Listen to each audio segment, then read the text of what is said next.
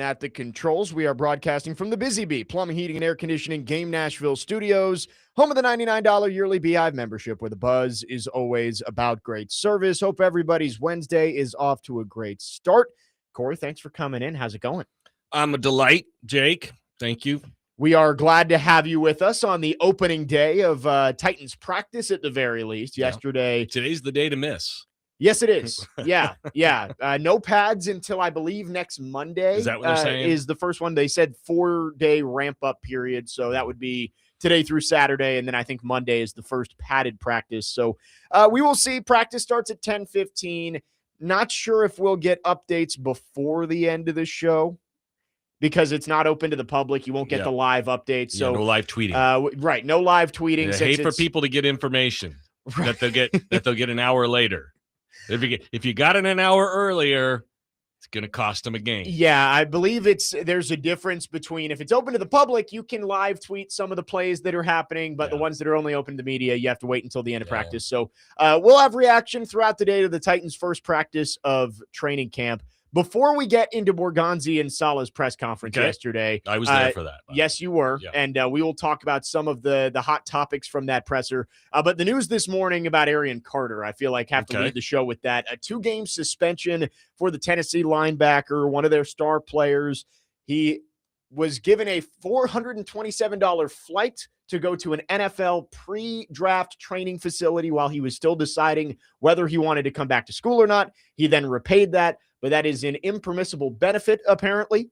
The NCAA just kind of picks and chooses what they want to go after here, and he is now suspended for the first 2 games of the season against Furman and Georgia Tech. Well, look, it's the NCAA, and they don't do a lot right, and this would just seem to be another one. I'm going to guess Arian Carter is a very well-compensated player at Tennessee. So I'm kind of wondering why he needed the $427 floated his way. Yeah, I have no idea. But maybe his agent just booked the flight for him. Right, and didn't think twice about it. And was just like, oh, I'll book it for you. Just pay me back. And it won't be an issue. When you think of, I always remember Dale Brown telling the story when he was at LSU. He paid a flight for one of his players to go to his mom's funeral. And kid got in trouble for it. And it's just like, when you think about infractions, and the level of infraction, this just really seems to be super minor. It's a nothing burger. Like it should be a nothing burger, but and to suspend him for 2 games, well, originally it's supposed to be 3, is like, I guess if you wanted to suspend him 1, I'd be like, okay, he can sit out the Furman game. Yeah. I think we'll live. Yeah, they say, hey, he's got to sit out a game. He broke a rule. But this is petty and stupid. And look, I understand the NCAA probably feels really neutered right now because they've lost everything. But that's because they do a crappy job. That's why they lose everything. All right. If they didn't look, they are responsible for where NCAA athletics is right now with NIL and the portal. With the way they administered their rules, they are responsible. Yep. Okay. They need to look in the mirror, take ownership. And they won't. They'll throw up their hands and say, well, Congress did this. Courts did this. Blah, blah, blah, blah, blah. No, you did this because you were greedy. All right. You were greedy. And you took care of your teams and you crapped on the other teams. All right. You took care of administrators, you took care of coaches, and you crapped on student athletes. All right? That's what you did for a really long time, and it got you where you are today. So congratulations. Take your 2-game suspension, pound your chest, and say, we are the administrator of justice here. Everybody is looking at you again like you're the clown show that you are. Yeah, it's just so strange in a world of college sports today where you don't really know where the line is on a lot of things. No, there's no hard and fast rule about what's allowed and what's not right now.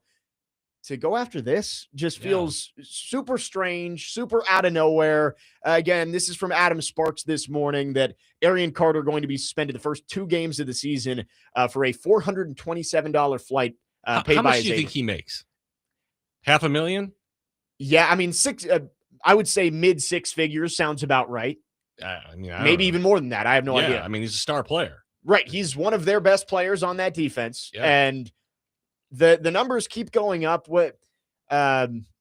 I'm blanking on, somebody just released that there was an 85% increase in the roster value from 1 year over year. Maybe that was for in college football or in I think maybe it was basketball or Tennessee.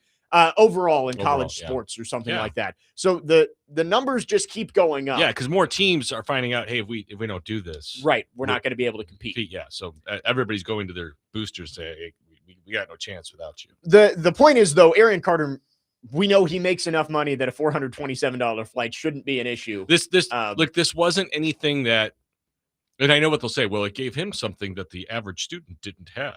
Well, he's not the average student. Okay, right. That's clear. He's not the average student. Yeah, and there was Tennessee, the University of Tennessee, gained no competitive advantage right with this. I mean, it's kind of like with Reggie Bush. Right. Southern Cal didn't receive any advantage through that. I mean, that was strictly a Reggie Bush agent driven thing. And Southern Cal had to pay the price for it.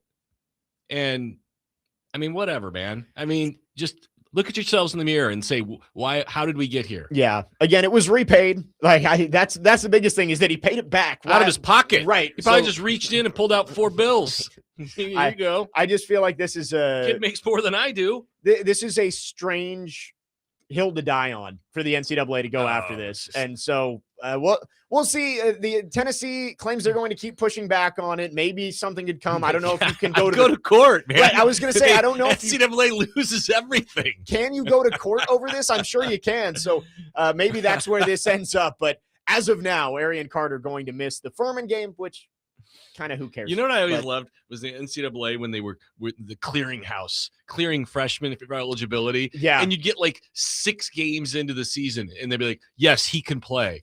Like, what the hell have you guys been doing? Yeah.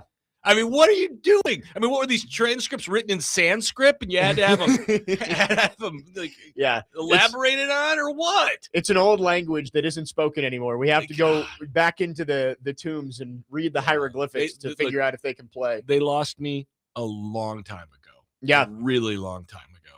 No, I mean, and this is something that it feels like it was common practice for this to happen 15 years ago.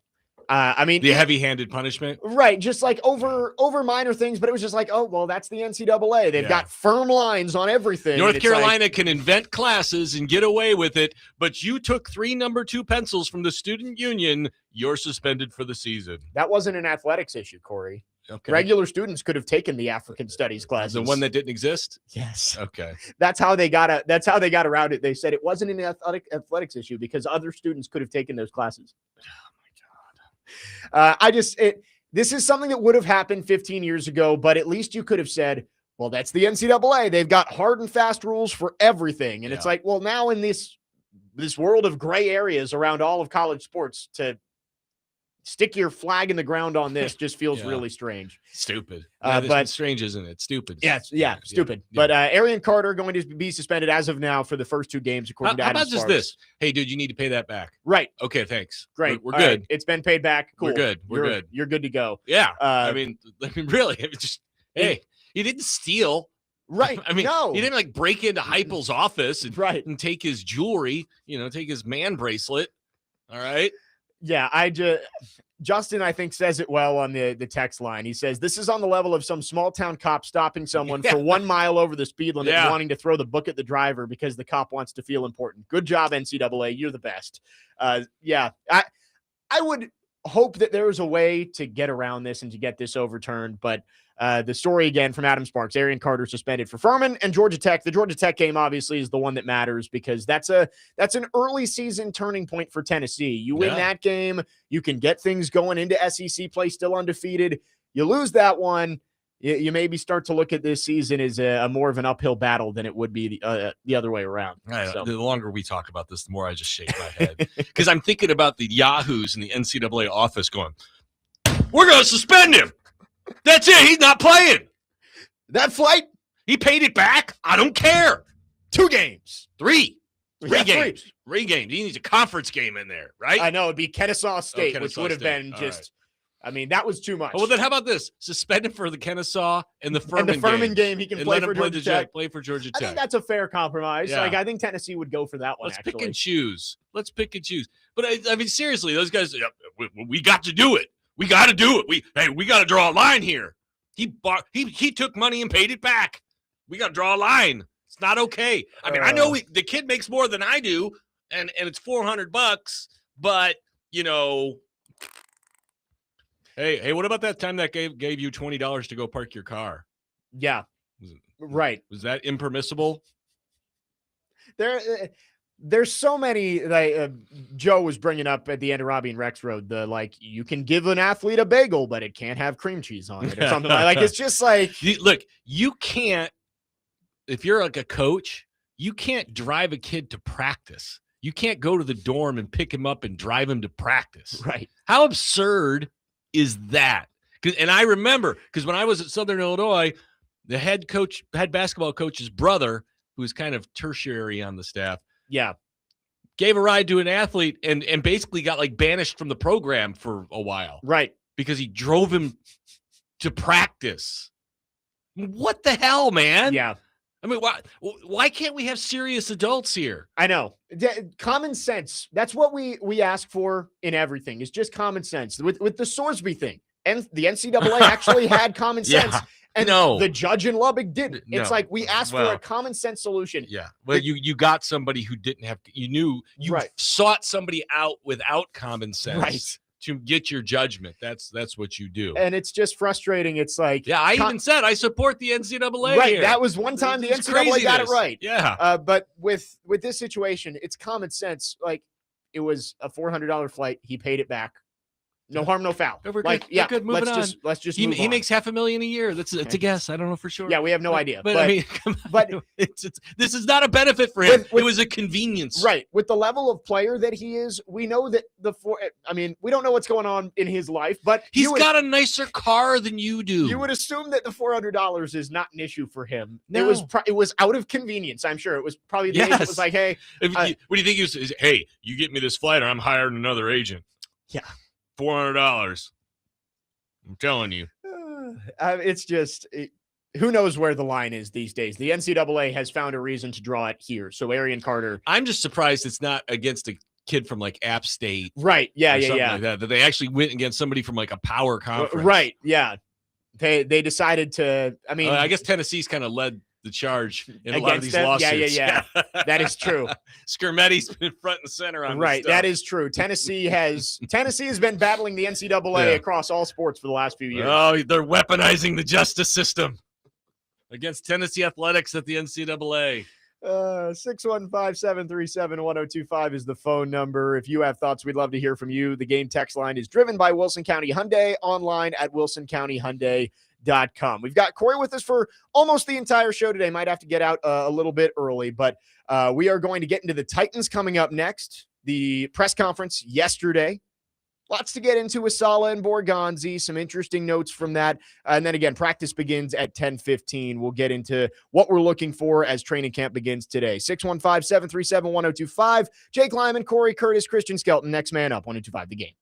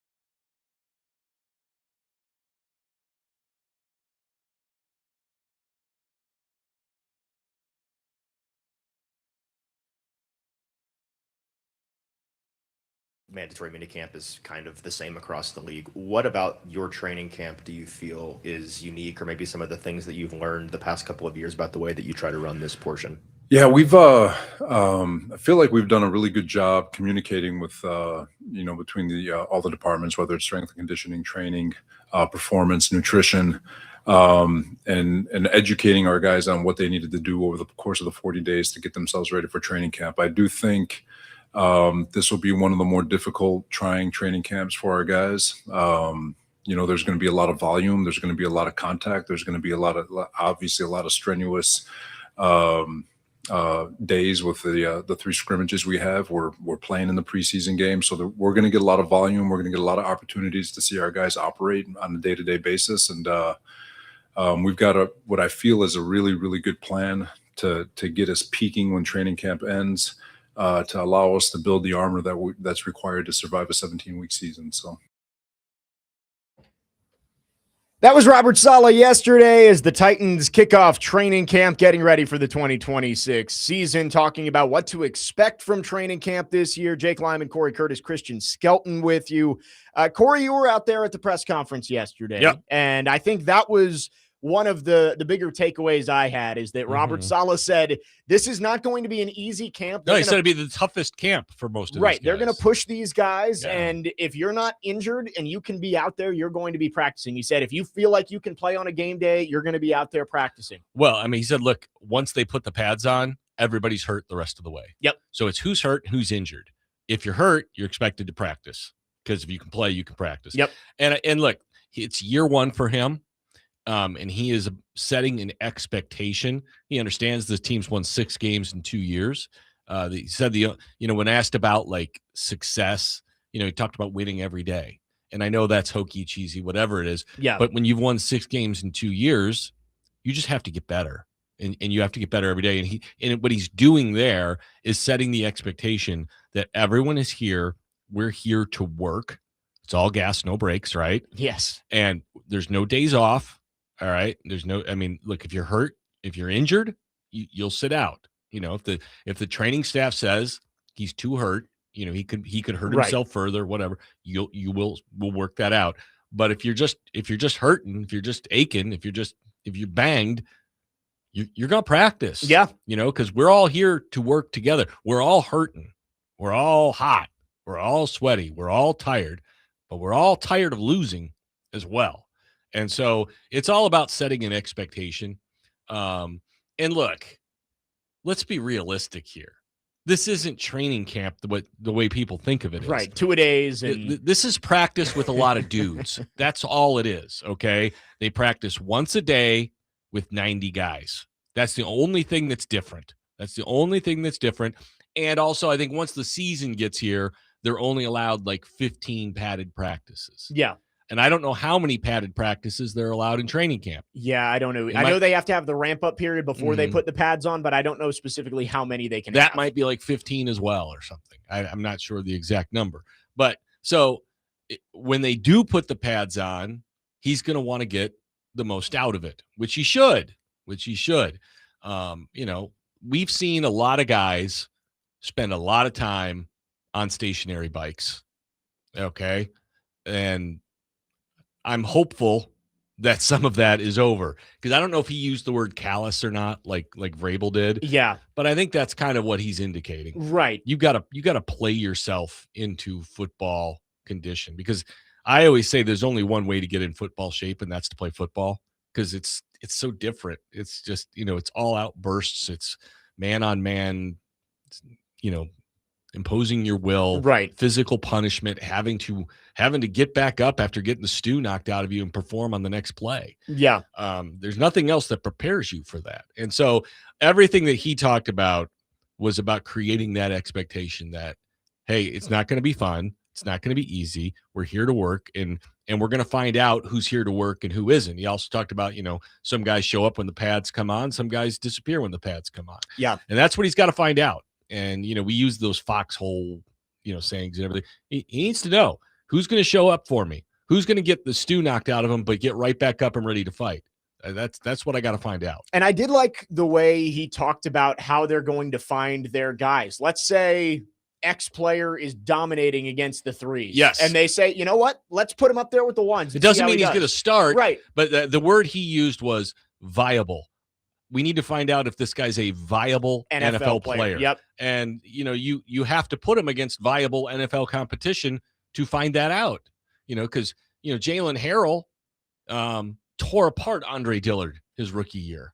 That didn't mean that Jalen Harrell was a great player. Right. And Andre Dillard was terrible. Yeah, it just meant he was bad. Now, Harrell's getting better, but, you've got to have, we always hear it, iron sharpens iron. You got to find out if everybody's iron or not. Yeah. Some guys, he might not be iron. He might be like rubber. No, and it's true. It's like you can see guys with the threes who play well. Like, let's say it's Xavier Restrepo is playing really well with the threes. Put him up there with the ones and see if he can go play against Marcus Harris in the slot. See if he can go put up numbers with Cam Ward as his quarterback instead of Will Levis or Hendon Hooker. Like that's what they want to find out. And so, by the way, Hendon Hooker's name didn't get mentioned yesterday. It was funny. They said that Will is going to get every opportunity to compete with Mitch Trubisky for the number 2 spot. Did not mention Hendon Hooker. Sounds like Hendon is a camp body. He is. And I have no ill will towards Hendon. And he was an awesome college football player. But this goes to the whole thing of like the outrage when the Titans didn't pick him. Right. I mean, you got to let people do their job sometimes. So I found the possible padded practices you can have. Okay. So you cannot have padded practice on more than 3 consecutive calendar days during training camp. Okay. And during the period between the mandatory reporting date, which is yesterday, and the final day of preseason training camp, no club may hold more than a total of 16 padded practices. Okay. So, and again, training camp doesn't go all the way up until the first week of the season. No, it doesn't. It's usually the week before the final preseason game is when they break camp. Because that's when they have to mandatory open up the locker rooms. Right. Because like right now we're going to get guys at the podium, and that's about it. Yes. 4 guys today, I want to say, after practice. Yeah, it's Jeff, Cam, Wandale Robinson, and John Franklin Myers. Yeah. Now I think we can also request one-on-ones. Yes. I don't know how much those requests will be expedited or not. That will have to be wait and see. But we'll all look forward to when the locker room coming up and up. And believe me, I understand with 90 guys in the locker room. Yeah. You throw reporters in the mix there. It's going to be just a mess. Yeah. But we've been doing it for 60 years. Yeah. So, but like I said, I am not ignorant to it. I didn't see the problem with grabbing guys coming off the field, but everybody's got their own rules and we just got to play by them. Well, training camp starts today. Again, it's the acclimation period, the next 4 practices, and then we just mentioned 16 padded practices you can have. So Robert Saleh, I will bet they will use them all. Yes, based on what Robert Saleh said yesterday, I think they're going to use all of them. He is, you can tell he's trying to establish a culture here. Yeah, and he has to. Right. There was none. The last guy, Brian Callahan, I think that was his biggest issue, is he wasn't the guy who you could stand in front of a room of 90 guys and command that room and build that winning culture. Saleh, I think you found a leader in Robert Saleh. Mm-hmm. He's trying to establish that winning culture throughout training camp, and he's going to make it tough on these guys. Yeah. Yeah. I mean, like there's different kinds of leadership. You don't have to just be physically imposing like Robert Saleh and Mike Vrabel, but the thing about like both of those guys, they both also have an intensity to their personality. Yes. I mean, so their intensity backs up their physical demeanor. Yeah. Because just look at Lou Holtz. Mike McDaniel's the new Lou Holtz, right? Yeah. I mean, little guy. Yeah, I mean, glasses. But I mean, Lou Holtz, I covered Lou Holtz. He commanded a room. Yeah. He commanded a room. He walked in. He walked in. You knew who was in charge, and he was not a big man, and he talked with a lisp. But it's what he said, and it's how he said it. Yeah, and it's how he backed it up. Those things are all important. You can lead in different styles, and we could go through every NFL head coach. I mean, Sean McVay's like 5'2". Yeah, there are different ways to be a successful NFL head coach, but I think we talk about the pendulum all the time. Yeah. Brian Callahan was on one end of the spectrum. You're going back further towards the other end with Robert Saleh. Who were the other guys they interviewed for this job? I mean, like when we Nagy, were they wanted Harbaugh. He Yes. never made it here. Yeah, well, Harbaugh's Harbaugh, proven. yeah. That's a proven. I mean, you don't even have to discuss that. Who else did they interview in person? I can't remember. Honestly, I just remember the end of it was they had Nagy in and Saleh in on the same day. And Saleh's the coach. Saleh got hired that night. I kind of felt like Saleh was the coach all along. They just needed the opportunity to talk to him. Yeah. I mean, I think it moved so quickly that you knew they had him circled from the very beginning. Yeah. We can't play one of the last cuts from Robert Saleh yesterday at the podium, but I thought that one was kind of evident of what he wants from his team. Confidence is shown in the volume level of your voice. Yes. And by the end of training camp, we want to be loud as bleep. Yeah. Like, I thought it shows you that that's the culture he wants to set: fast and violent, all gas, no brakes. Yeah. And I liked what we heard from Robert Saleh overall yesterday. Yeah, I mean, like there wasn't a lot that was new there. Right. I mean, like, you hear questions, you're like, hey, we asked that already. But that's what happens this time of the year when you've been waiting 6 months to do this. Yeah. And so so there wasn't a ton that was new there. But again, for me, the foundational laying of we're going to work hard. Yeah. It's going to be a tough, as far as tough camps can be these days, it's going to be a tough camp. And if I'm a Titans player, I welcome that. Yeah. Won 6 games in 2 years, man. Let's get to work. And also, if you're like a second or third teamer, this is an opportunity. Hey, if I show up and fight, I will stand out. Yeah. I will stand out. This is an opportunity. Right.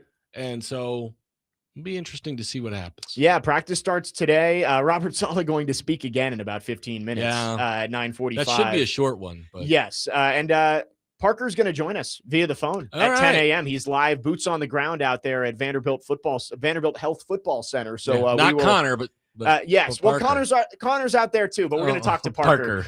Coming up at 10. And we'll get his thoughts on what Robert Saleh had to say this morning and what he's looking for heading into practice today. 615-737-1025 is the phone number. We'll get into some of the Cam Ward stuff coming up next. The general manager, the head coach, talked about the quarterback yesterday as well. Jake Lyman, Cory Curtis, Christian Skelton, next man up, 1025 The Game.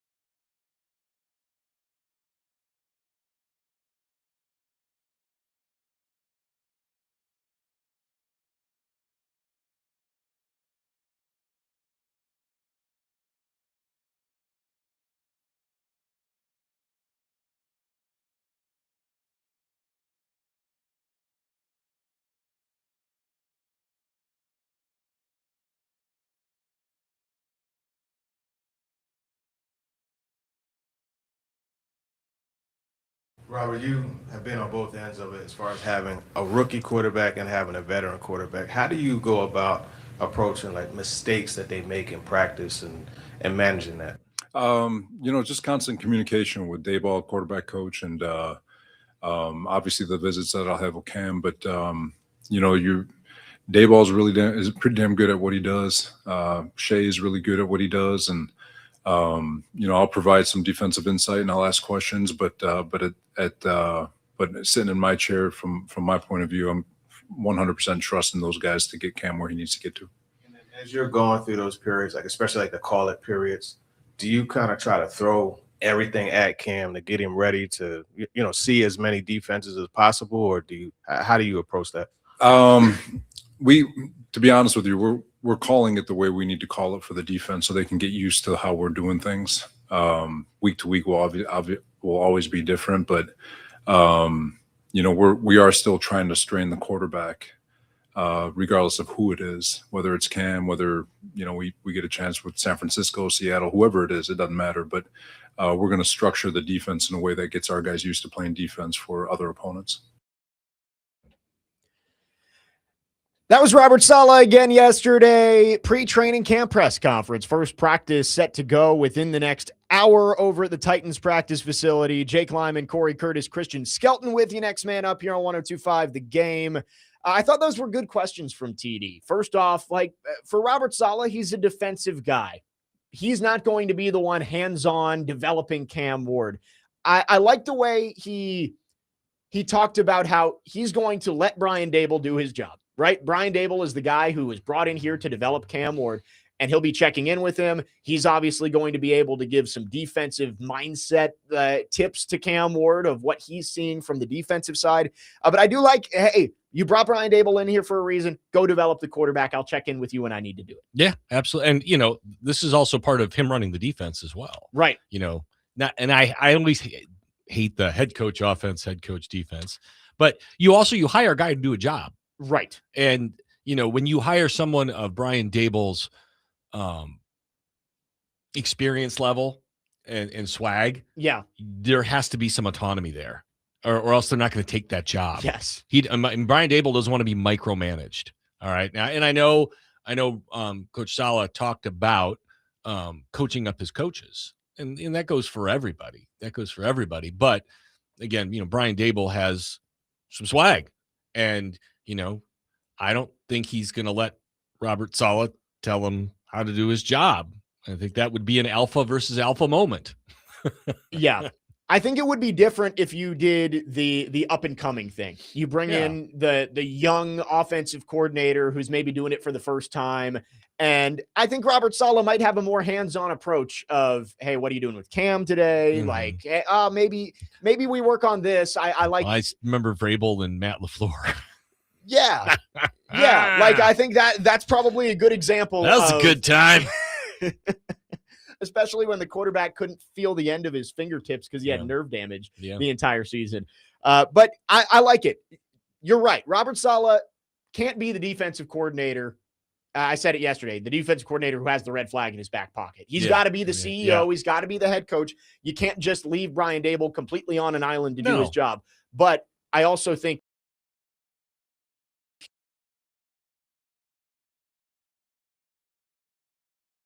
hired him. Right.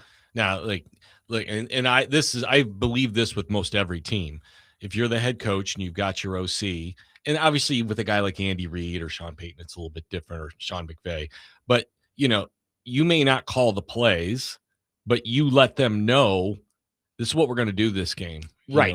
I want to establish the run. Yeah. And then I want to go play action, or I really want to hammer the left side, or anything. And the OC will tell you, this is what I think we can do. Yeah. But ultimately the head coach is like, we're going to do this. And the OC goes, okay, we're going to go do this. 100%. Depending on the matchup, like Robert Saleh, I'm sure, is going to have a large hand in the offensive game planning. Yeah. But that doesn't mean that he needs to be micromanaging Brian Daboll, developing the quarterback. He's not going to be drawing up the plays. You're right. He's not going to be Robert Saleh's not writing up the first 15. Right. Okay, but he can say, hey, for this game, Yeah. I'd like to take a deep shot early. Right. If we can get an early lead, that's really going to help our defense. Yeah. That we should take a shot early against the team. Or hey, this is a game that's going to be a real grind them out. We trust our defense to keep them low scoring. Let's control the football. Yeah, don't turn it over. Right. Yeah. Right. So there's that stuff. But I did like that answer on, hey, Brian Dable, he's damn good at what he does. We're going to let him do his thing. I also like the follow-up question from TD of, hey, you're the one calling the defense. Like, are you going to try and throw as much at Cam Ward as possible to just see how he reacts? And he says, yeah, we're always trying to affect the quarterback, but you're coaching the defense to be ready to play, not necessarily just for the sole purpose of getting your quarterback ready. Yeah. And also, your offensive staff has things they want to do with the quarterback. So I think that goes hand in hand before practice ever starts to say, hey, we're working on this on offense today. Can you give us, Cam doesn't know this is coming, but give us these looks. Right. Because this is what we want to see how he handles. Yes. Yeah. No, that is good too. I'm sure Brian Dable and Robert Saleh are going to have those conversations of, hey, this is a play that we think we can run against cover 3. Like this is a play that we think is going to be good against cover 3. Can you give us that look to see how Cam reads the defense and makes the play? Yeah. Try to camouflage this for us. See if he diagnoses it. Yeah. That's it. All goes hand in hand. They're trying to make the whole team better. Obviously there's competition too. We've seen it largely in like Hard Knocks. I remember Aaron Glenn and I guess it was Ben Johnson going back and forth in the Lions Hard Knocks. And it's like they wanted to beat each other. But you're preparing the whole team for a 17-game schedule. As well. Yeah. I mean, and look, I always go back to the 85 Bears. All right.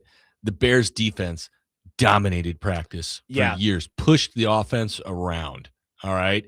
And then one day in practice, Jimbo Covert, the Bears Hall of Fame left tackle, choke slammed Steve McMichael, just picked him up and slammed him to the ground and by his throat. And after that, it was on. That most people don't remember the 85 Bears offense, highest scoring offense in the league. Yeah. Okay. Part of that was the competition in practice every day. And Ditka was kind of the mastermind of that. He wanted those two sides kind of at each other's throats. Yeah. And he got it. But it made and he had the right guys to rise to the occasion. And that's the other thing. You got to have the right guys. 100%. And I said it yesterday, and I'm sure you agree with me. Early in camp, defense is probably going to win a lot. Like, they better, right? First off, there's more talent on the defensive side of the ball. They spent more money. Right. They spent a ton of money to improve the secondary, to add more around Jeff in the middle. Spent a little money at defensive tackle in the offseason. Yeah, with John Franklin Myers. And Jeff's redeal. And you draft Keldrick Falk. It's like that defense is more talented than the offense, but also I think the defense usually comes in a little ahead of the offense in terms of their development. We'll see, but I would guess one of the headlines coming out of practice today, the defense won the day. Oh, yeah. I on day one, I don't know how much offense, defense. Right. They may not even do a whole lot of team period and all that kind of stuff, but I don't know. I mean, because again, they still won't be in pads. So. Right. Well, yeah, we're not going to be able to make any kind of conclusions. I mean, Monday, that's when versus defensive line. We'll really see. Right. We'll really see. 615-737-1025 is the phone number. Keep up with Titans training camp with 1025 The Game for the latest updates, player interviews, and more as we get you prepped for the upcoming Titans season. Coverage of Titans training camp is presented by Tennessee Brewworks, Perman Energy, and the Music City Kickoff Game. Jake Lyman, Cory Curtis, Christian Skelton, next man up, 1025 The Game.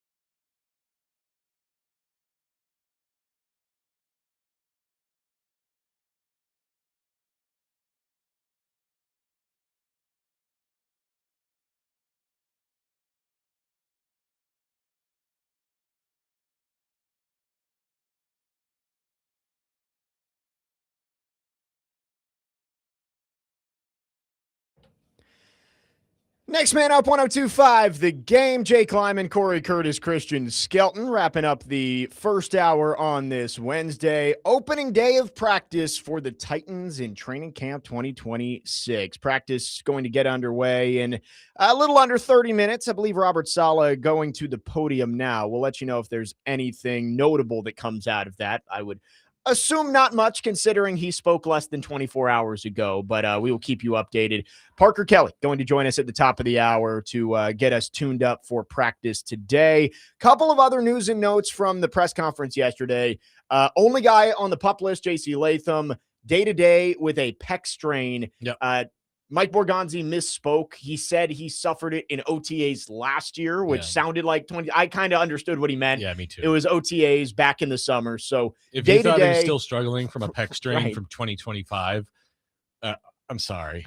Yeah, I got nothing for you. Right. But I mean, Paul said on the morning show too, like it would make sense given everything that he struggled with last year if he'd been dealing with something nagging him for over a year now. But it obviously makes a lot more sense that it's just been during the summer. So J.C. Latham, day-to-day is the word that they used. I'm okay with him missing the unpadded practices. I think you'd hope to have him back by Monday. Yeah, I mean, look, I'd hope to have him back tomorrow. Well, right. You'd like him back as soon as possible, but he can't miss that many padded practices. Like he's got to get tuned up and ready to go for this season. He's got to miss as few practices as possible. I mean, we're not talking about a Pro Bowl player here. We're talking about a guy who's got to get better. Yep. And you got a new offensive line coach and a new system. He's got to be out there. Yep. He's got to be out there. And so we'll see how long. I mean, again, if they're saying day-to-day, that means they expect him back in pretty short order. I mean, Amani Hooker was a day-to-day, and he didn't miss a day. He was on the PUP list for, 10 minutes. 4 days, and didn't miss any actual live time on the field. So good to see that Hooker's going to be out there today. J.C. Latham will not be, but he is the only guy on the physically unable to perform list. Titans also, we talked a lot about the Peter Skoronski extension, when that might come down. Usually it's right around now, beginning of training camp, that those deals Well, we get saw done. A couple contracts come out yesterday, right. Denzel Ward and Jalen Carter. Yeah, Brian O'Neill too, the right tackle for the Vikings. So you saw a couple of deals get done yesterday. That's usually the timeline. Mike Borgonzi didn't seem all that confident that they were going to get it done anytime soon, but he did say they were still hoping to get something Well, done. and listen, I asked the question. Right. And I said, look, you told me, because I asked down at the combine too. I said, you told me at the combine, you weren't worried about picking up the fifth-year option because you want to get into a long-term deal. Yeah.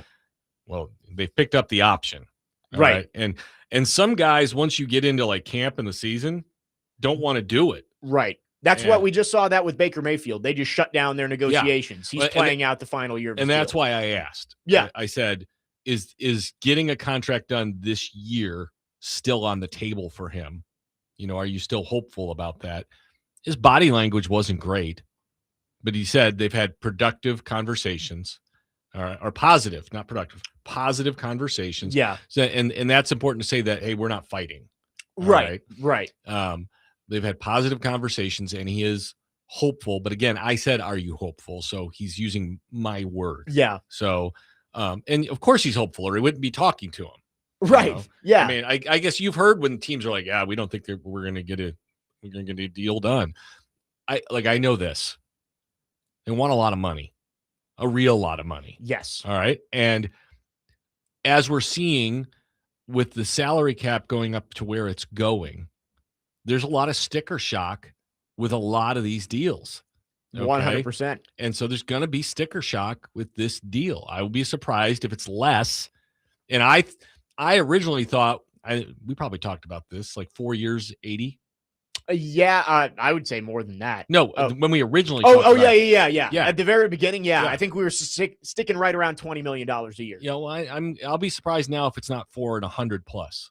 Yeah, especially with Linderbaum getting 27 from the Raiders. I think Tyler Smith and Trey Smith are right around 24 as guards. Well, and I think, isn't Peter still 23, 24 years old? I think he might have just turned 25. Let's see. He is 24. He turns 25 Friday. Okay. Happy early birthday, Peter Skoronski. Yeah, because so that leads to the other question I asked yesterday. I asked Borgo about the Titans 25 and under core. Yes. Because this is the important group. This is going to determine what you are. And look, does it mean it's complete? No, it doesn't. Yeah. But how do you feel about the core of young talent that you have got on the team? And, he started slow, but I felt like he picked up steam on that answer. It was like they show up every day, they work hard, we hear guys work hard all the time, but he brought up Cedric, and I would bring him up. He's a good young core player. Yeah. Cedric and Peter and Cam and Carnell, what do Gunnar, Chim, and Alec all turn into? What does Kevin Winston turn into? What does Cam Harris Marcus Harris. Yep. It was Marcus Harris turn into, and that because that's what he said. He goes, I feel like they're in a good spot, but there's also a level to still improve for everyone. And so, how many of those guys get second contracts? Because we have not seen a lot of second contracts around here. And it's why the Titans have sucked. Okay. Because that means you haven't drafted that well. You got Jeff, Hook. Yeah. Since so that 2019 class obviously was very good. You had Jeff, you had Hooker, you had AJ Brown, who obviously didn't get a second contract here. Since then, because they had so many other good players to sign. Guys who have gotten a second contract here. 0. It's possible. I'm scrolling through. Yeah. End of list. Yeah. Since 2019, guys who have gotten a second contract here that the Titans So they haven't drafted a single guy since 2019. Now, look, So, right, Skoronski's going to get one. Skoronski's going to get one. But that's it from that class. I wouldn't guess Tajay Spears gets a second deal here. Then in the 2024 class, Tavondre Sweat's already gone. Jarvis Brownlee's already gone. You've got Latham and Gray. Gray, so you would think Gray is going to get one at this point. Yeah, Latham is probably iffy given what we know now. But look, this is a big year. I don't want to pigeonhole him. This is a big year. It's too early to tell on if he plays well this year. He had a hip injury last year. That's a fact. Yep. He's playing on the edge. Is it harder to do that? Yeah, it is. Look, not everybody's Lane Johnson and can play out of their mind with a severe injury. All right, and so. That was a tough go for him last year. And again, the offensive line did play better the back half of the season. So he needs to be healthy, and we need to see what he can do. I'm not going to sit here and say he can't play. All right. I'm not going to sit here and go, oh, he's terrible. He can't do it. He got drafted where he got drafted for a reason. He needs to be better. We all know what an absolute disaster. This goes to the Dan Moore conversation as well. All right. We all know what a disaster looks like. We've seen it. Andre Dillard, Dennis Daly, Nicholas Petit-Frere. Neither of those guys are that. No. Now, does that mean that they're good enough? Probably not. They need to be better. Yeah. But they're not a windmill. They're not disasters. Yes. Yeah. They're not like a trap door over there. Turnstile. Okay? A turnstile. These two guys, at the very least, are willing combatants. Yeah. And they didn't have willing combatants in those guys. They had ballerinas in uniforms, okay? And so now they've got willing combatants. They just need to be better. I mean, they got the size. And look, Dan Moore, look, they're going to – next year they're probably drafting a left tackle. Let's be realistic, all right? Yeah. So, but if they're not, then Dan Moore's back again next year. Right. They have him under contract for 2 more seasons beyond this year if they want to keep him. It's an insurance policy. Right. You can kind of pick and choose based on where you're drafting, who's available. They had to sign someone. Right. And he was the best option. Because they knew they were taking Cam Ward first overall. Yeah. So you weren't going to have a chance to get a starting tackle in the draft. Yeah, you could have taken one in the second round and not drafted that Femi is true. Yeah, you could have done that. I don't know what tackles were available at that point. But no, it is crazy to look at from the 2020 draft class to the 2024 draft class, 5 draft classes. Yeah. At most, 3 guys are going to get second contracts with you. And that's if Latham and Gray get second contracts. You need more than out of the last 2 draft classes, your most recent 2. Well, you thought Roger was going to get one. Right. Roger was good enough to get one. Yes, but he was. You traded him away. He was. I think he just didn't fit what they wanted to do. Right. But these last 2 draft classes, you need You need more than 3 in these 2 to get second deals. Like you need a good handful of those guys to be long-term solutions. Well, for okay, you. let's go back to okay. You think at this point, you got to hope at least that Cam is going to be worthy of a second contract. Yeah. He's got to play. He's got to get better, again. But I would think like right now you're thinking Shim DK gets a second contract. Yeah. Kevin Winston, I think you would hope gets a second contract. You would hope, but you haven't seen it. Right, you haven't seen it. Gunnar Helm could be one of those guys. Again, you got to see more. The Alec and Jackson Slater and Marcus Harris, you got to see a big more. Year for them. And then the rookies, you haven't seen anything yet. But out of these 2 draft classes, that's where the core is going to have to come from. You've got more hope for more guys. Than you did previously. Yeah, I agree with that. I would say that. 615-737-1025 is the phone number. Coming up next, Parker Kelly going to join us live from Titans training camp. As Robert Saleh just spoke, we'll get any updates from him and get ready as practice begins in about 15 minutes. Jake Lyman, Cory Curtis, Christian Skelton, next man up, 102.5 The Game.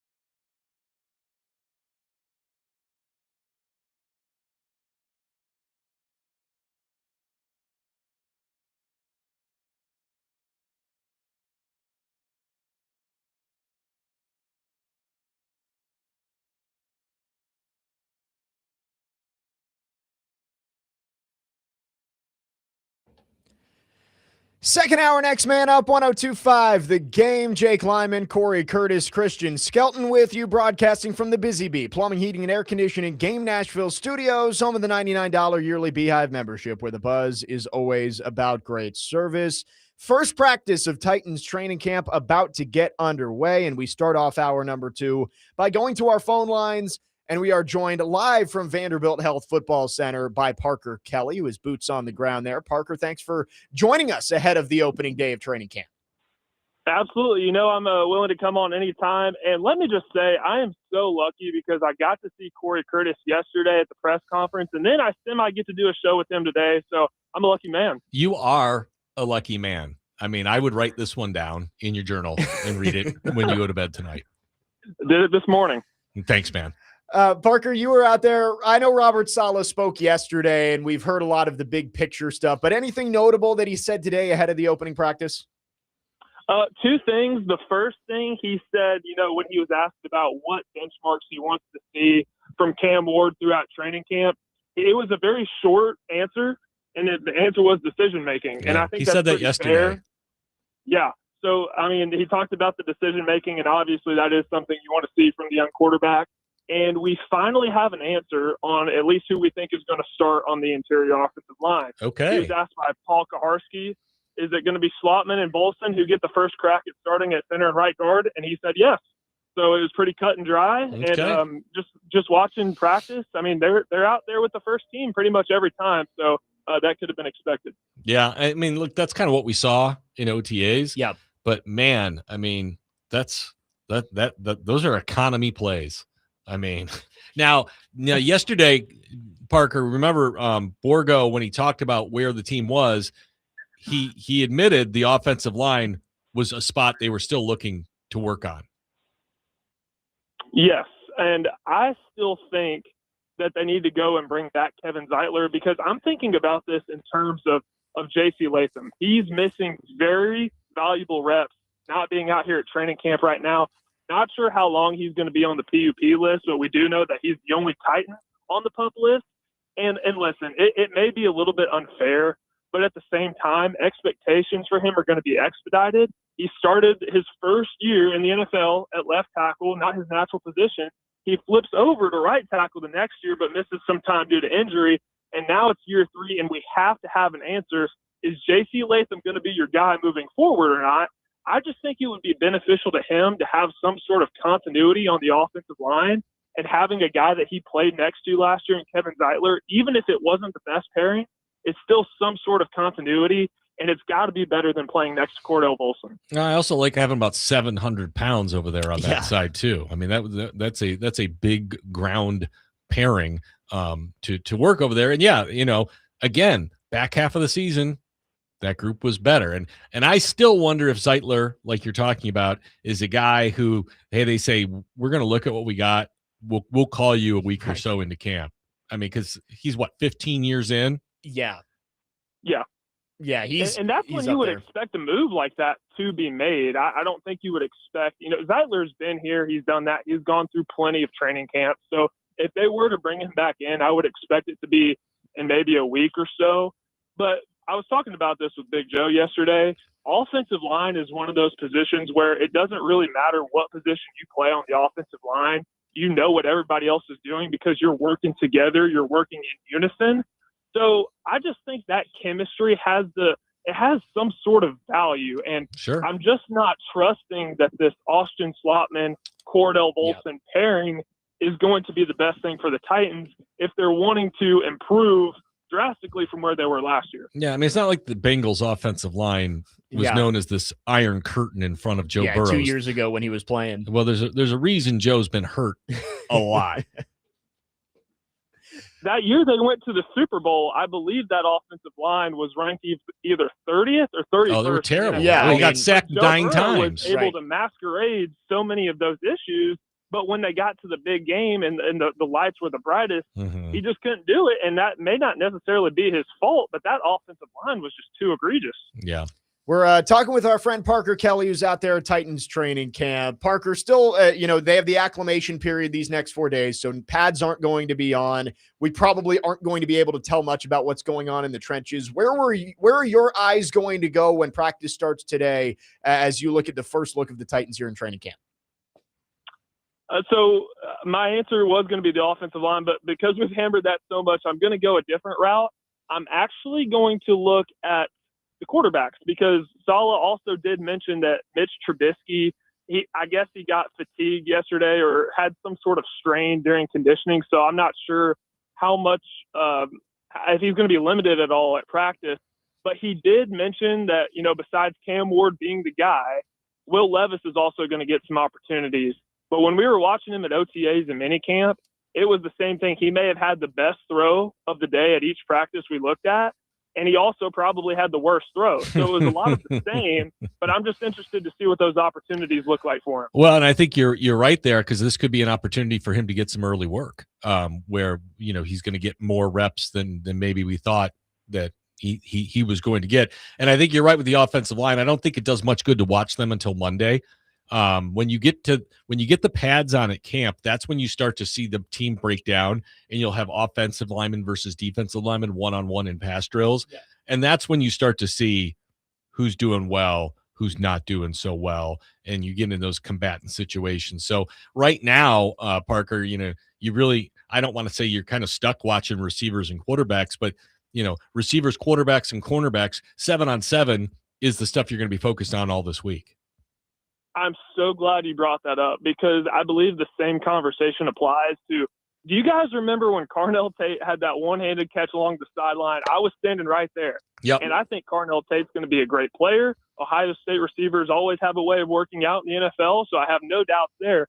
But all due respect, he was not wearing shoulder pads. There was no restricted arm movement or anything like that.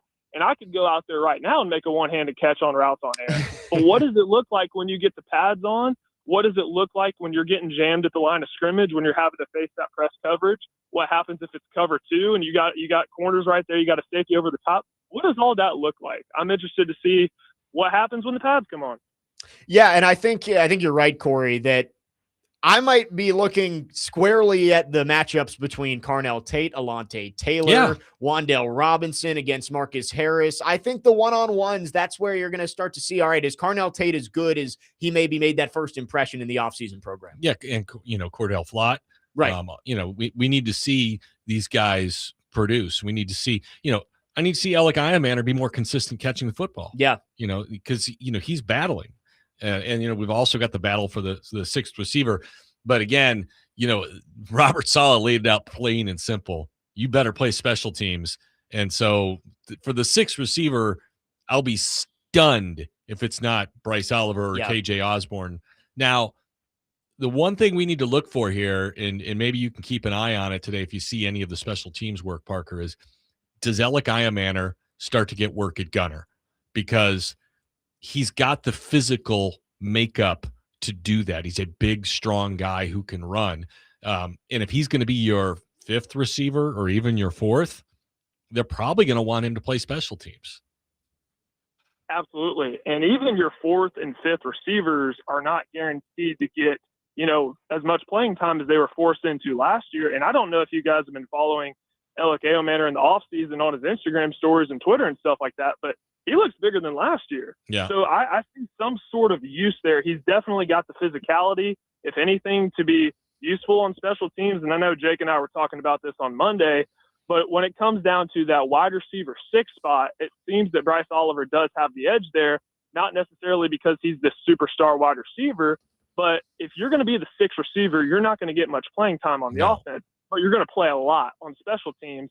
And if it comes down to him or KJ Osborne or even Xavier Restrepo, Bryce Oliver, as it stands right now, contributes the most on special teams. So there's a lot of value there. Well, look, Xavier Restrepo, you can love him all you want. He's not a gunner. He's too small. And, Bryce can cover kicks and punts and do all of it. He is a big, strong guy with strong hands. And, he's just got to stay healthy. That's the main thing. And I remember talking with Bones Fossil about him last year. And he won over Bones Fossil really quickly. Yep. So I think I think if Bryce can stay healthy, I think he's in a good spot. But it's a new staff. You gotta wait and see. Yeah, no, I agree 100%. And well, apparently Xavier Restrepo posted some sort of cryptic message on Twitter or Instagram about a 4.4. Yeah. So I'd like to ask him about that, because I need to ask it. My question needs to be, what did you do to shave 0.4 of a second? Well, he's thinner. 40 times. Yeah, I mean, yes, nobody shaves that much off their 40 time, but when you saw him this spring, he was considerably thinner than he was last year. Yeah. Because if you're not going to be tall, but you're I think he was like 185 pounds. He was a thick guy, but he's just, tiny. So I definitely think that slows him down. If you see the mass on his legs too, I can't imagine you can be as agile as you want to be when you're that thick on the lower half. Yeah, Parker, I think that sixth wide receiver spot is going to be one of the bigger battles of camp to see who sneaks in at the back end of the roster. Parker, we will let you go. I know practice is about to get going. Appreciate you being our live correspondent today, and we will talk to you tomorrow.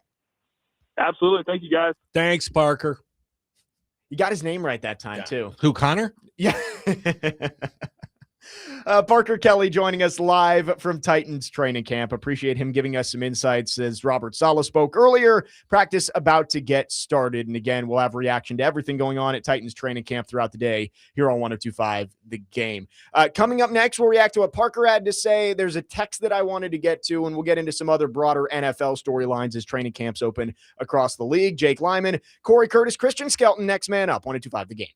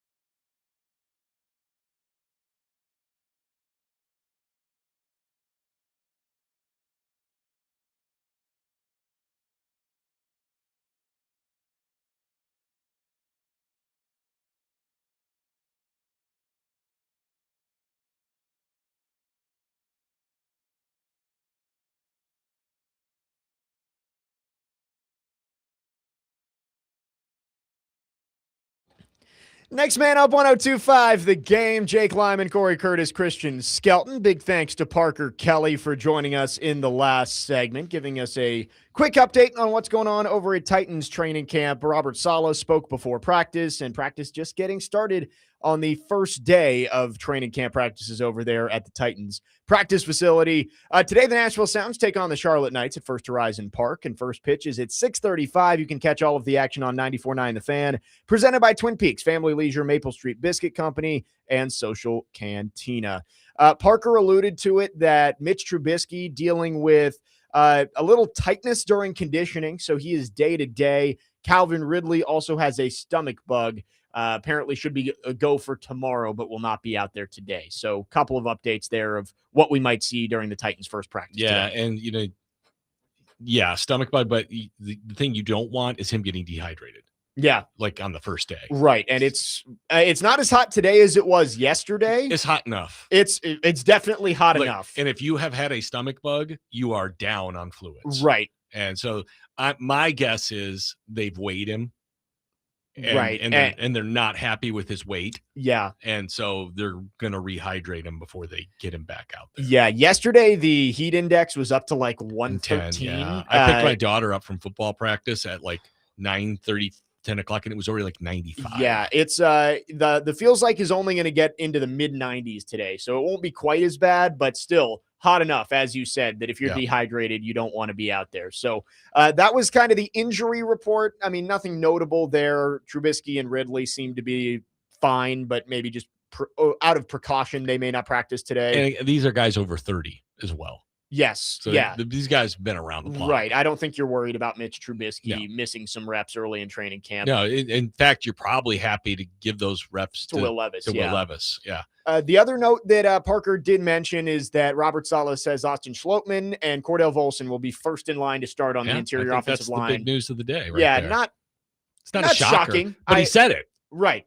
He was, and I think now is the time to say it because everybody's going to start looking and say, all right, they're out there with the first team offense. So they're going to be the starters to start training camp. That's not going to change by Monday because they're not in pads. Right. And I didn't think Andre James was going to challenge Schlottman right now. Now he's going to get the opportunity throughout training camp, and Pat Coogan will get his chances throughout training camp. But it was expected that Schlottman was going to get the first run at it. I'm more interested in can Slater and Carmona push. 100%. That's what I'm think is the bigger battle is Volson versus Slater. Titans want nothing more than Jackson Slater to win that job. You get the young guy in there that can develop over the journeyman veteran.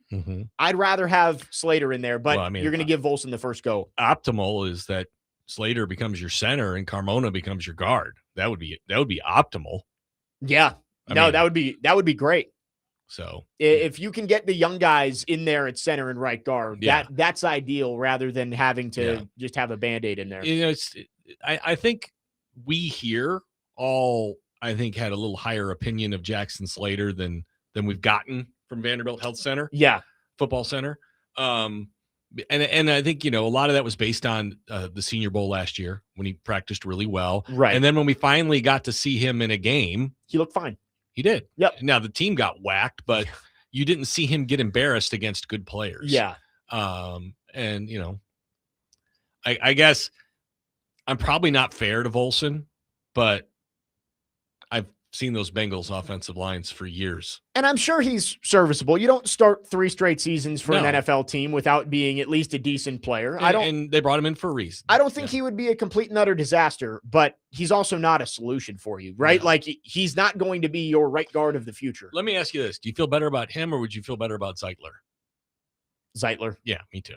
Yeah. Me too. Zeitler's older. I think you're not the former first round pick. Right. Former He's first round huge. pick, former Pro Bowler. Like it's not going to look the same as it did in his prime, obviously, but I trust him more than I trust Cordell Volson. Yeah. And I think the Titans, like you and Parker were alluding to, I think Zeitler's in the back pocket if they're looking at this offensive line. We keep saying that, but nothing's happened.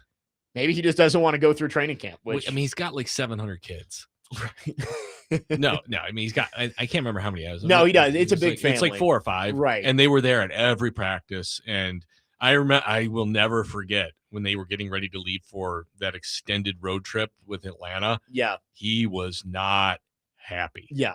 He was not thrilled about being gone that long. Yeah, maybe he wants to skip the trip out to San Francisco and then he'll come in after that. I do remember his wife bringing in giant bags of homemade chocolate chip cookies for everyone, and I did not get any. Wow.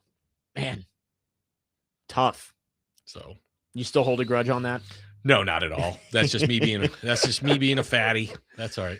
Sticking with the offensive line here, I mentioned this text to you during one of the breaks. We were talking about Peter Skoronski's extension, and 3280 texted and said, I'm fine with trading Skoronski away. Get some picks and save that money. Why do we have to sign him? Dude is fine, but isn't good enough to be a no-brainer.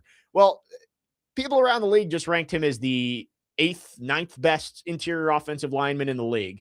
And we just went through and said that you haven't signed a drafted player to a second contract in 4 straight draft classes. Yeah. You finally got one that's good. He's your only offensive lineman you can trust, and you want to trade him away. There's no guarantees you draft another Peter Skoronski. Right. Like, you win in the NFL by having good players. Okay. Yeah. You got to identify good players. You finally found one. And you keep them. All right. You know, Jeffrey Simmons, we talked about it last year. Could they have traded Jeffrey Simmons last year? Yeah, and gotten a good amount back. Yeah. But is he the best interior defensive lineman in the league? We believe so. Okay. So why are you trading that guy? Yeah. You're not going to do better. You're not going to do better than him. Well, and especially for a team that has just been so depleted of offensive line talent for years. And you have plenty of cap space. Yeah. You have plenty of cap space. And so you re-sign him. That's what you do. What does Skoronski get you back in a trade? I know ESPN did their trade values for players. They said he's worth a first-round pick. I think maybe he's worth a first-round pick, but then you're tasked with replacing him with somebody who's going to play left guard this year, who's going to play left guard down the road. You got one piece on that offensive line that seems to be set for the long term. You sign him, and he is that good. Like he is good enough to be a no-brainer to re-sign him. When you're viewed as a top 10 player at your position in the league, you get re-signed. You're not getting traded. You're not getting sent to free agency. 615-737-1025 is the phone number. Practice today, getting underway. I don't think you're going to be able to get much from this one. Again, it's number one. There's going to be some sort of review on Cam Ward's day, which I think is moderately important. It's day one, but did he build off of the strong finish to the offseason program that we saw during minicamp and start off on the right foot here in training camp? And as we mentioned with Parker, I think the one-on-ones with your wide receivers and your corners, that's what you're looking for. Alontae Taylor, Cordell Flott, do they look the part as your starting cornerbacks? Does Carnell Tate continue to look the part as a possible wide receiver one? I think that's what you're paying attention to today, practice. Carnell Tate needs to be your wide receiver one. You need him to. It's the number one thing I'm watching for. All right. And I guess because my expectations on the offensive line aren't that high, but Tate needs to be that guy. And what we saw in OTAs told you, hey, he might be that guy. All right. We saw enough to get excited about. I need to see him build on that. All right. I'm not prepared to go into the season and say, well, let's let him work in. No. I don't want him to work in. He's the 4th pick of the draft. Yeah. I want him to go out there and be a guy. He doesn't have to be a superstar right out of the gate, but he needs to be a viable option for this football team. Yeah, the Tate versus Taylor battles will be important because, you want to see both those guys succeed. You want to see it be competitive, but Carnell Tate, when he was matched up with some of the lower level corners on the depth chart, the one-handed catch that Parker alluded to was against Micah Robinson. Like, that's your 4th or 5th string cornerback at best. I want to see what he can do against the top-end guys the Titans have brought in and paid a lot of money to this offseason. I want to see what those guys do facing off against a talent like Carnell Tate, and when Calvin Ridley's on the field against a veteran like that. I think those are going to be over the next few days with no pads on. That's really what you can draw some conclusions based off of. Yeah, I mean, what did we say before? Iron sharpens iron. Right. And so you want to see Alontae Taylor and Carnell Tate locking up. Yep. Because Carnell's your a long receiver and Alontae's your bigger corner. Yeah. And you want to see those guys and you want to see each one of them win. All right. You don't want it to be one-sided. Yeah. But Alonte's the vet. You want to see him push the rookie. You want to see him make him better. And so, yeah, I'm looking for that. And Taylor is transitioning to more of a primarily outside cornerback. He's been in the nickel a lot with New Orleans. I think you want to see him against a big, long receiver like Carnell Tate and see how he matches up in that spot instead of playing against the slot guy like Wan'Dale Robinson. 615-737-1025 is our phone number. The game text line is driven by Wilson County Hyundai, online at wilsoncountyhyundai.com. You can be a part of the conversation. Call or text at 615-737-1025. We'll transition around the NFL here. Heading into training camp, who has the most pressure on them?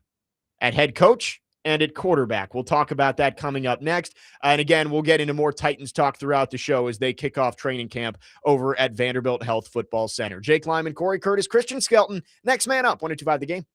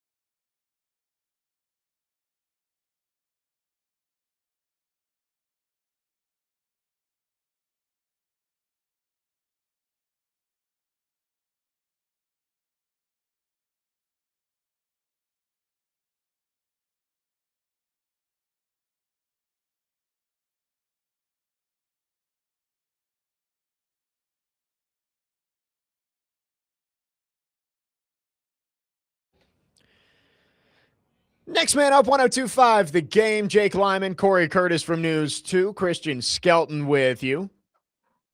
You can join the conversation on our phone and text line 615-737-1025 or subscribe to our YouTube channel at 102.5 The Game for live shows and exclusive content.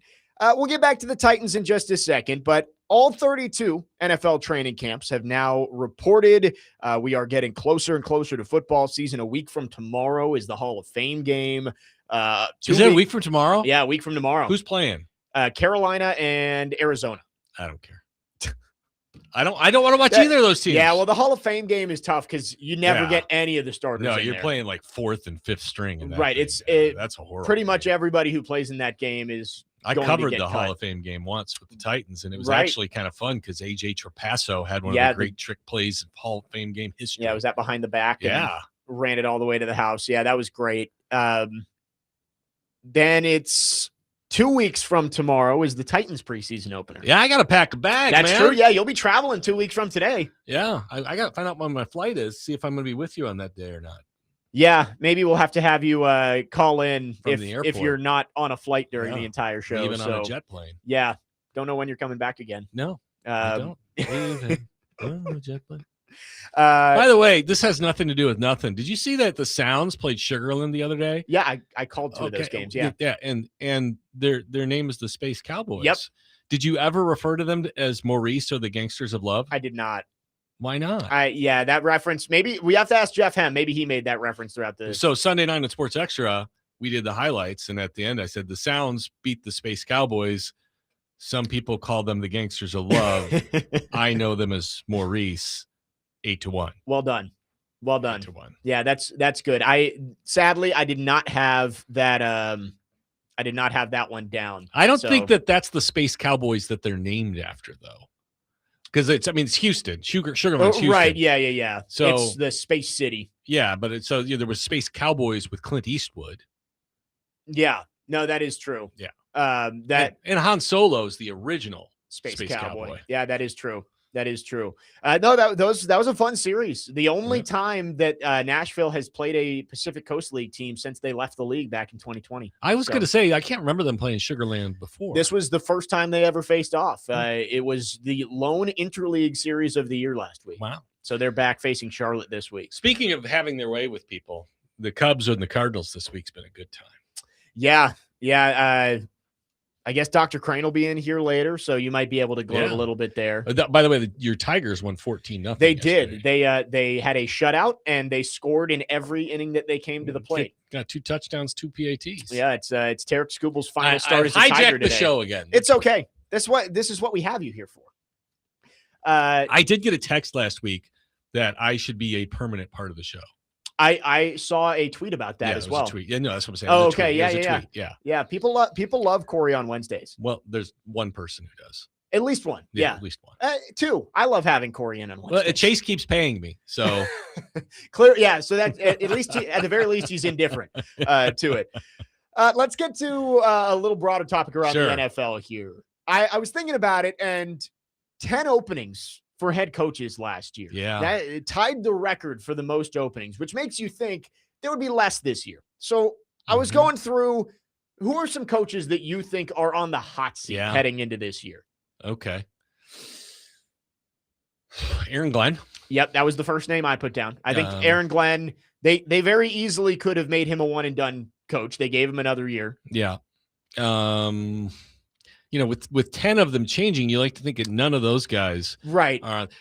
I'll say one just because it's that town, Nick Sirianni in Philly. Yeah, so I put Sirianni down as like I think there's a group of coaches who have such high expectations. Yeah. Kevin that O'Connell. Kevin O'Connell would be in there. Dan Yeah. Campbell.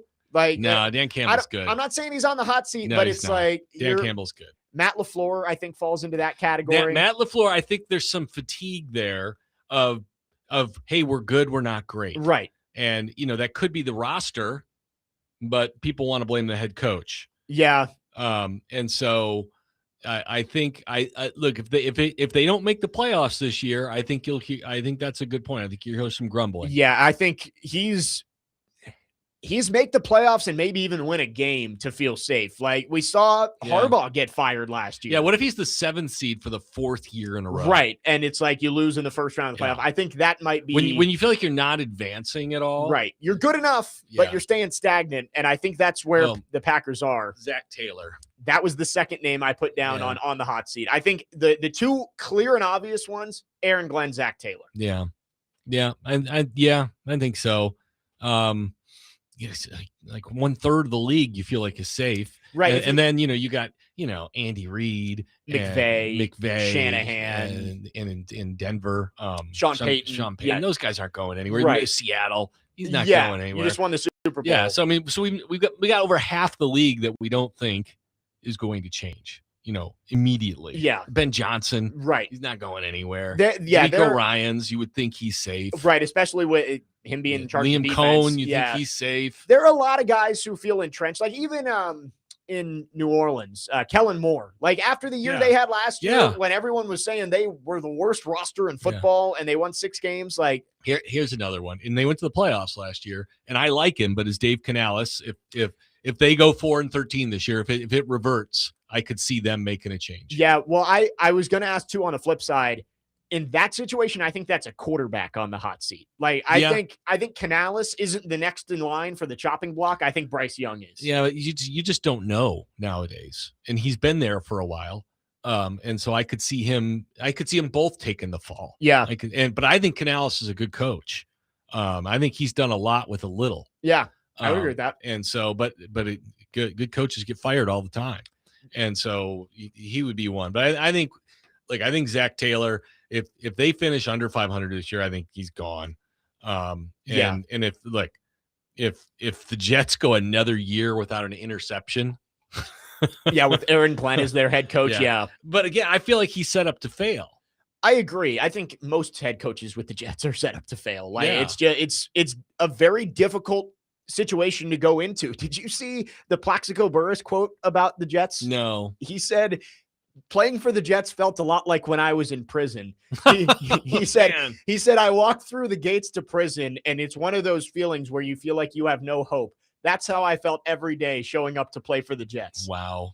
Except he got paid a lot of money. Yeah, it's very, very different situations. But that's the situation you're going into with the Jets, is just like you're set up to fail with the ownership and dysfunction. Well, what did Woody say?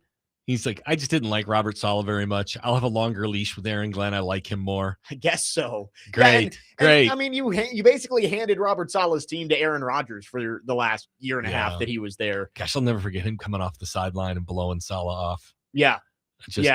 And my God, that's a bad look. It was a horrible situation there. And that's why I think there's hope that Saleh's better here. Not saying the Titans are the model organization, but no, I mean, look, better than the Jets. It's also what gives me hope with Cam Ward is that Saleh picked this team because he likes the quarterback.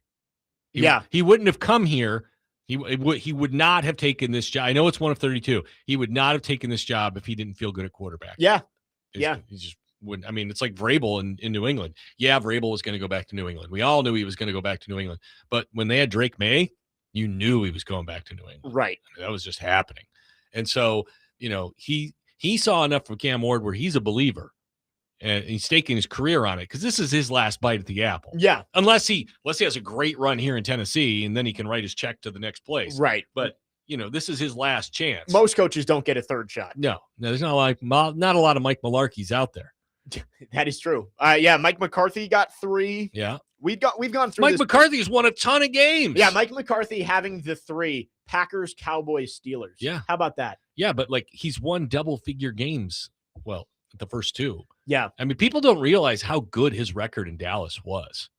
Yeah. I mean, he had 3 12-win seasons. Right, but it wasn't good enough, which brings me... It's been 30 years since they went to the Super Bowl. Which brings me to my next coach I think is on the hot seat, Schottenheimer in Dallas. I forgot all about him, yeah. I feel like if you're the coach of the Cowboys, you're always on the hot seat because you just never know what Jerry Jones is going to do. I feel like New York, Giants, Philly, Dallas... You just don't know. Right. You just don't. Here's Dan Quinn. Yep. Dan Quinn, for as good as the first year was, last year was that bad. Right. And if he has another really bad year this year, you could see them say goodbye. Yeah, that's how this league works now. They're making changes on the offensive staff. Yeah. Like Cliff Kingsbury's gone. If Jaden Daniels, if they can't keep him healthy, yeah, and second, if he doesn't get back to the level of play you saw as a rookie, I think that they would pivot to go find as we saw with the Titans. They go from the defensive guy to go get the quarterback guru who could develop Jaden Daniels. By the way, where did Cliff go? He said he was leaving to pursue head coaching opportunities, and then he never got any.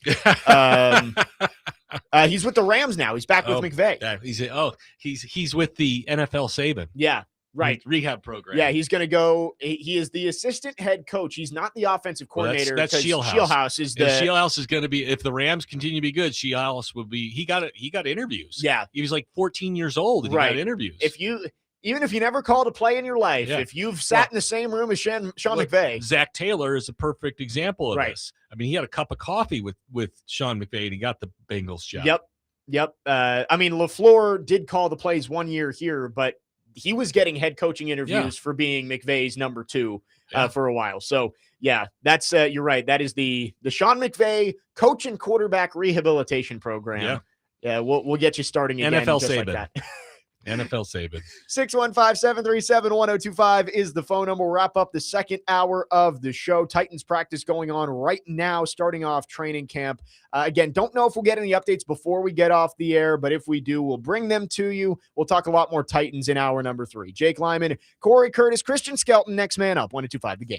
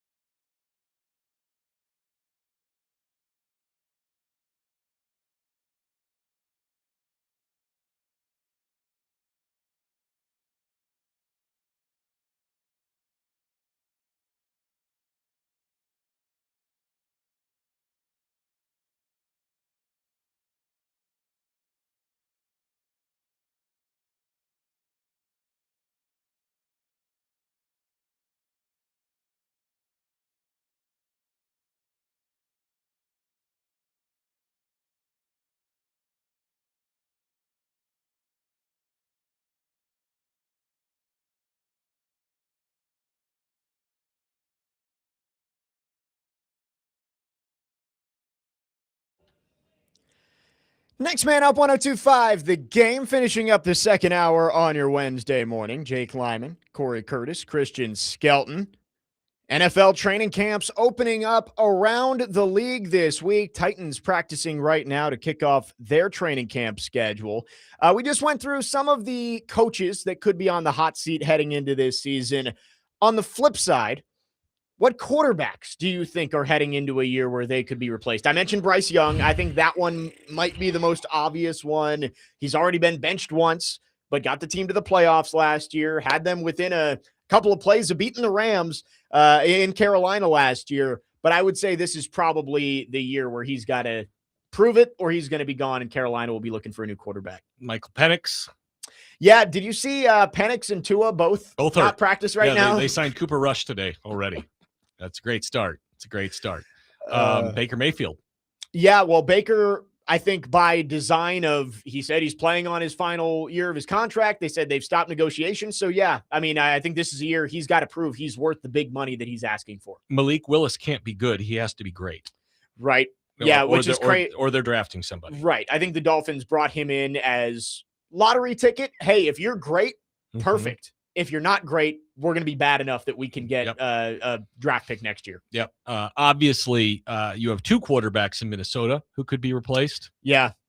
Yeah. With McCarthy and Murray, apparently they're splitting reps evenly to start off, which it seems like it's all for show. Kyler Murray's going to be the starter there. We all know Jacoby Brissett is a placeholder until the Cardinals pick in the top 5 again next year. Yep. And then they pick a quarterback as well. Well, he's probably a placeholder until they lose enough games that they're like, all right, Carson Beck, go show us what you got. Okay. And then they'll draft somebody at the end of the year. Geno Smith. Yeah. Well, I think he's those another placeholder. Right. Those guys are more Band-Aids until you get a draft pick with Brissett and Smith. Yeah. They're two guys that I wouldn't say hot seat, but big year for them to prove themselves. Well, hold on. Let me see if I can come up with them. Yeah. Okay. I'm trying to think what teams am I missing on here?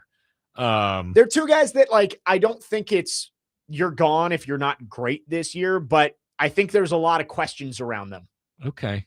Oh, CJ Stroud. CJ Stroud's number one. CJ Stroud, absolutely. I don't think they're going to give up on him, but I don't think they're going to extend him if he's not. He's headed in the wrong direction. He is. If he continues on the path that he is headed, they will move on. It's a very Marcus Mariota like situation. Yeah, it's unfortunate where he hasn't even had the injuries. Right. He just hasn't been good. I think he's going to be the starter next year, week 1, barring a disaster this year. But I think it could very well be he plays on the 5th-year option and they may just let him walk if it doesn't get back to where it was his rookie season. All right, I got one more to go, huh? Yeah. All right. So this one I'm iffy on. Okay. Because they were very good last year. Is it Trevor? It's Trevor. Okay. Yeah. With Trevor, I just wonder. Now he had big numbers last year. Right, and they won 13 games. Yeah, and Liam's his guy. So yes. And I think I would probably they already paid him. Right. But Tua got paid too. That's true. And he was at the door. Yeah. Again, if I had to guess, Trevor Lawrence is the starting quarterback in Jacksonville next year. I don't think there's much question about that. I think last year buys both of him and the head coach a year of grace. Now, look, if they go 3-14 and Trevor throws 12 touchdowns and 24 picks, right? You're having a different conversation. But look, I've been as tough on Trevor as anybody. Yeah. But I don't expect him to be that bad. No, I agree with you there. I just think you keep waiting for him to take the jump and be the guy that you drafted first overall. And he and Justin Herbert are very similar. That is true. That is true. Look, Herbert's put up bigger numbers, but we're still looking at both these guys saying 2 minutes, game on the line. Show me you're that guy. Yeah. Show me you're that guy. Because there are certain quarterbacks that, 2 minutes left, they got the ball in your hands. You're done. Yeah. Josh Allen, oh crap. Yep. Mahomes, crap. We're gonna lose. Yep. You don't want to. You want to know you got that guy, right? All right. Like the Bears. The Bears, they see Caleb Williams now. They're like, all right, we think we got that guy. Game's on the line. He's gonna deliver. Yep. And so that's those guys. Trevor's what, 5 years in? Yeah. And he was 2021. And Herbert's 3. No, Herbert's 6. He was 2020. He was before? Yep, he was the year before. Herbert was the COVID draft with Burrow and Tua. Herbert is so talented, but I can't remember a big moment for him. Yeah. Where he's like come up and you're like, whoa, Herbert did it. We talked about it with TD last week that he's on the Phillip Rivers career path, like following in his footsteps with the Chargers. So in the show before us with PK and Joe, they were talking about the like quarterbacks and like who's been to the Super Bowl and who hasn't. And the Chargers are just a great example of this. Dan Fouts. I loved watching Dan Fouts sling the rock when I was a kid. He could really spin it. And then you had Drew Brees and you had Phillip Rivers. And now you've got Justin Herbert. And all of these guys are prolific passers. Two of them are in the Hall of Fame. Yeah. The only one to get him to the Super Bowl was Stan Humphries. That's true. Yeah. They've had so much talent at that position that just hasn't been able to get over the hump. Yeah. And, it's and you felt like, Rivers was always kind of one of those guys with 2 minutes to go. You didn't want to play him. Yeah. And maybe Phillip just had the misfortune of being in the Brady, Peyton Manning, Ben Roethlisberger era. I mean, that's what the AFC has been for 25 years. You've just had so many elite quarterbacks and you've had generational guys. I mean, Brady, greatest quarterback of all time, was dominating the AFC for years. And then you had Peyton, you had Roethlisberger, and then you've turned the page. Now you've got Mahomes, who's the dominant guy that everybody's chasing. And you've got Allen, and you've got Jackson, and you've got Burrow. Yeah. So the Chargers they basically had the 5th best quarterback in the AFC for 20 years, and it hasn't been good enough. Yeah. And you know what? It's one thing to not be good enough. But again, Herbert is talented enough, and I feel like he's got enough around him that with 2 minutes to go, he needs to win more games. Yeah. He needs to be that guy. And I'm sure I'll have somebody float some stat to me that says he is, but we can all use our eyes. He hasn't been. He has been a great player, but he hasn't been a great finisher. Yeah, I mean, otherwise the Chargers would have better records. And last year, you lose both your tackles. He got sacked, 50-something times last year. Look, he didn't stand a chance with that. That was terrible. I think this year, Harbaugh heading into year 3? Yeah, they got them both back. Harbaugh's heading into year 3. You've got a healthy offensive line in front of you. You've got Ladd McConkey. Did they sign a receiver in free agency too? I believe they did. I'll look at it. Is Keenan Allen back with them? He might be. Keenan Allen just bounces around. Well, what about the big guy from TCU? Is he still there? Yeah, so they still have Quentin Johnston. Okay. He's been a good red zone target. They drafted Trey Harris. Was that 2 years ago at Ole Miss? Yeah. So they've got some pieces for him, weapons-wise. Gadsden was the rookie last year. He's a good player. They signed David Njoku. That was who I was thinking of. That's right. So they've given Herbert some options. They've got the offensive line in front of them with Slater and Alt. They signed Tyler Biadasz this offseason, who the Titans might have looked at. Jake Slaughter, they drafted out of Florida. Yeah, that was a good pick. The defense has a lot of good pieces on it, namely, Derwin James. They've got, and I think they're one of the teams in the hunt for Vita Vea too. Yeah. He said he wanted to go to the West Coast. So that's a team that can go win, but I think Herbert and Lawrence, I agree. They're kind of in similar positions of, all right, you're good. Are you great? Yeah. And can you go prove it? 2 more guys that I think safe for now. Okay. Same division. Dak Prescott, Jalen Hurts. They're safe. I think the teams are rallying around them. They're their quarterback. But I think one bad year puts them on the hot seat heading into next year. Well, the thing with Dak is kind of in that Herbert Lawrence, where he's put up big numbers. It's just you're in the NFC, so you're not facing the elite quarterbacks week in, week out. But he's had some 12-win seasons. Yep. He's had a lot of wins. The 2 things are he makes a ton of money, and he's getting older. Yeah. How old is Dak now? He's got to be almost 10 years in the league, right? Yeah, 33. Yeah. So, he's getting up there. Yeah. And so you're kind of like that, do it or get off the pot timeline. Right. And, do we want to continue to ride this out at this pay rate? Is he the guy to get us over? Because you could argue Dak Prescott hasn't been the Cowboys' problem. No. But he has turned the football over, right? Yep. That's been his main issue. Yeah. And so, And if you decide to move on from Dak Prescott, you got to basically fire the coaching staff and just say we're starting all over. Right. So that Dak's kind of an interesting take on that because the production has been good. Yeah. But sometimes that doesn't matter anymore. Yeah. Who was the other one? Jalen Hurts. Jalen Hurts. Winning the Super Bowl buys you some time, but yeah, I do think that the national narrative around him has changed this past year, and I do think that as we said with Sirianni, that fan base can turn on somebody like that. He's an odd duck, isn't he? A little bit, yeah. I mean, like you don't hear a lot from him, and then he's best friends with AJ Brown. They're basically not speaking. Yeah, he doesn't throw to him, and then he throws to him 15 times. That's the bottom line. There's not a lot of consistency. With him. Look, he's consistent at the tush push. He is very good at that. Great at that. But his passing, it's just you feel like it's regressed some.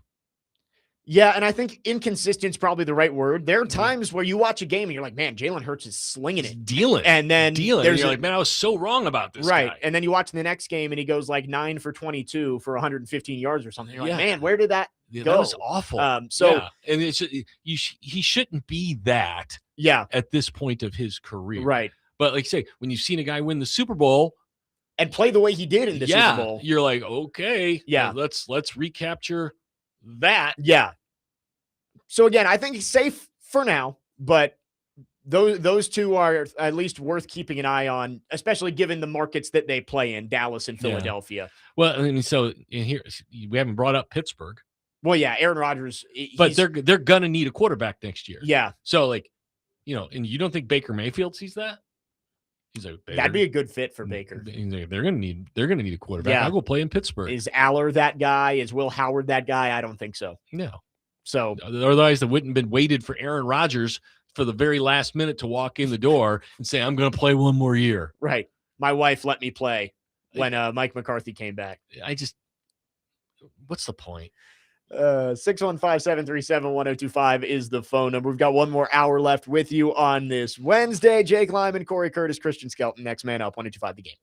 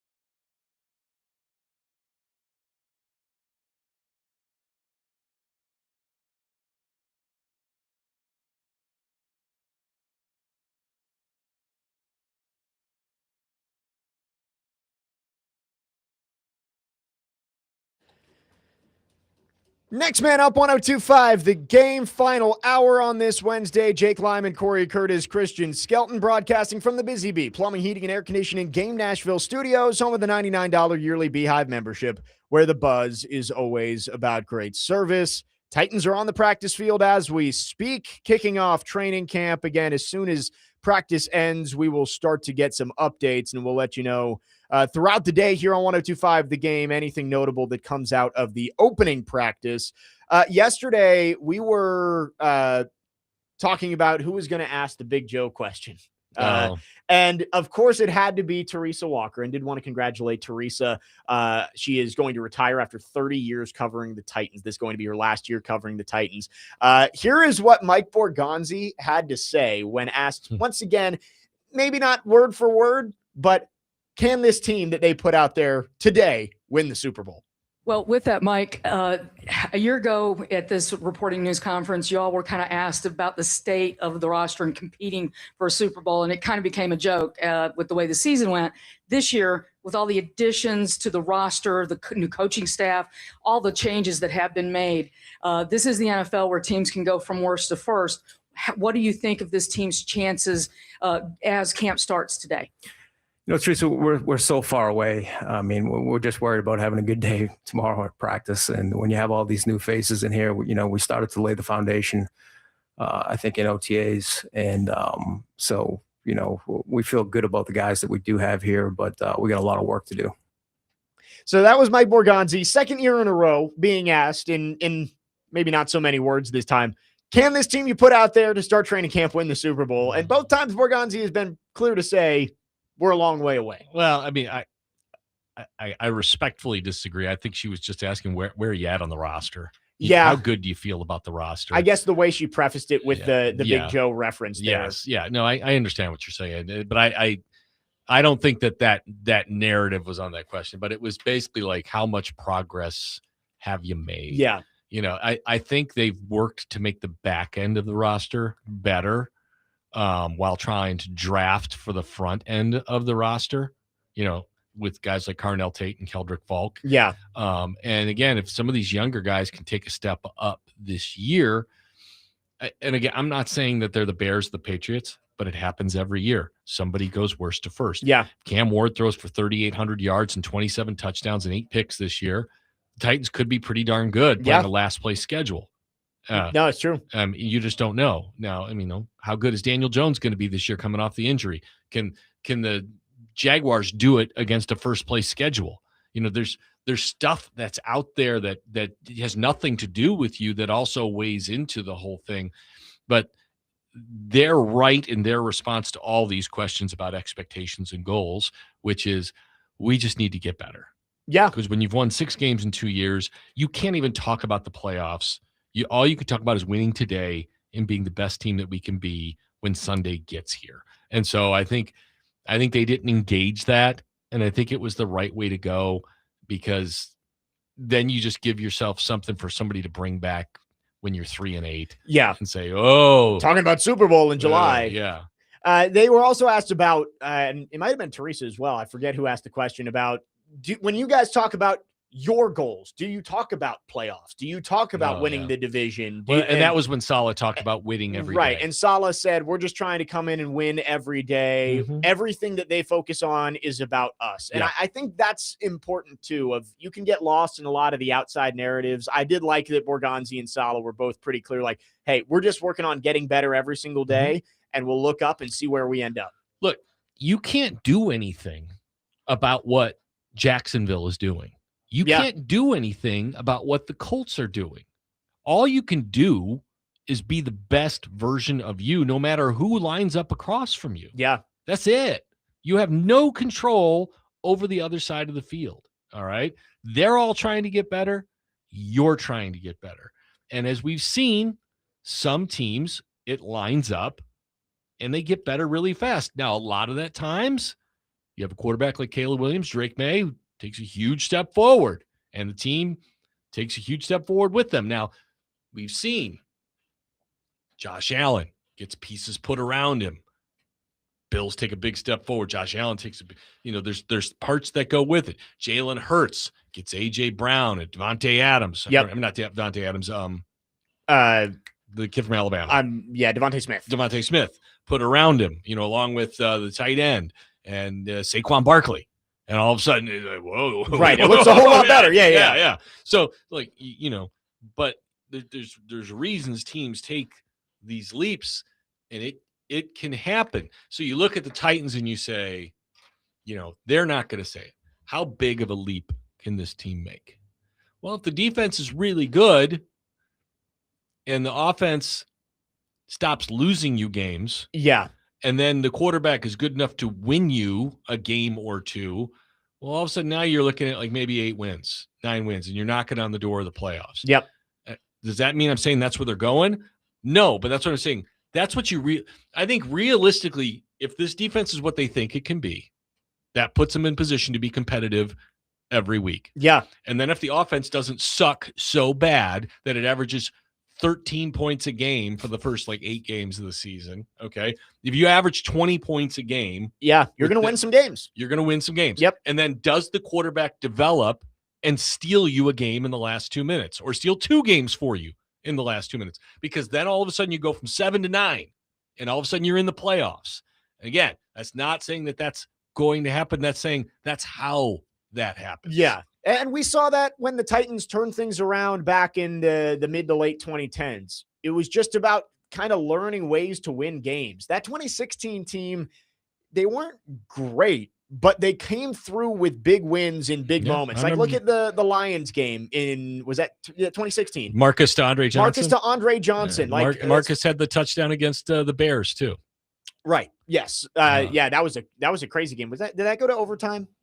I can't remember. I can't remember. I was it in was Soldier late. Field for that one. Yeah. But so a lot of it is going to be on the margins. And you're right. This defense, I think, is the one thing that gives you hope that this team could take a decent sized step forward, because you brought in veterans to plug holes. You've got some up and comers on the defense, whether that's at linebacker with Gray and Anthony Hill. Mm-hmm. Kevin Winston, if he's healthy, is expected to take a big step forward. You've got some young guys on the defensive line around Jeffrey Simmons and John Franklin Myers.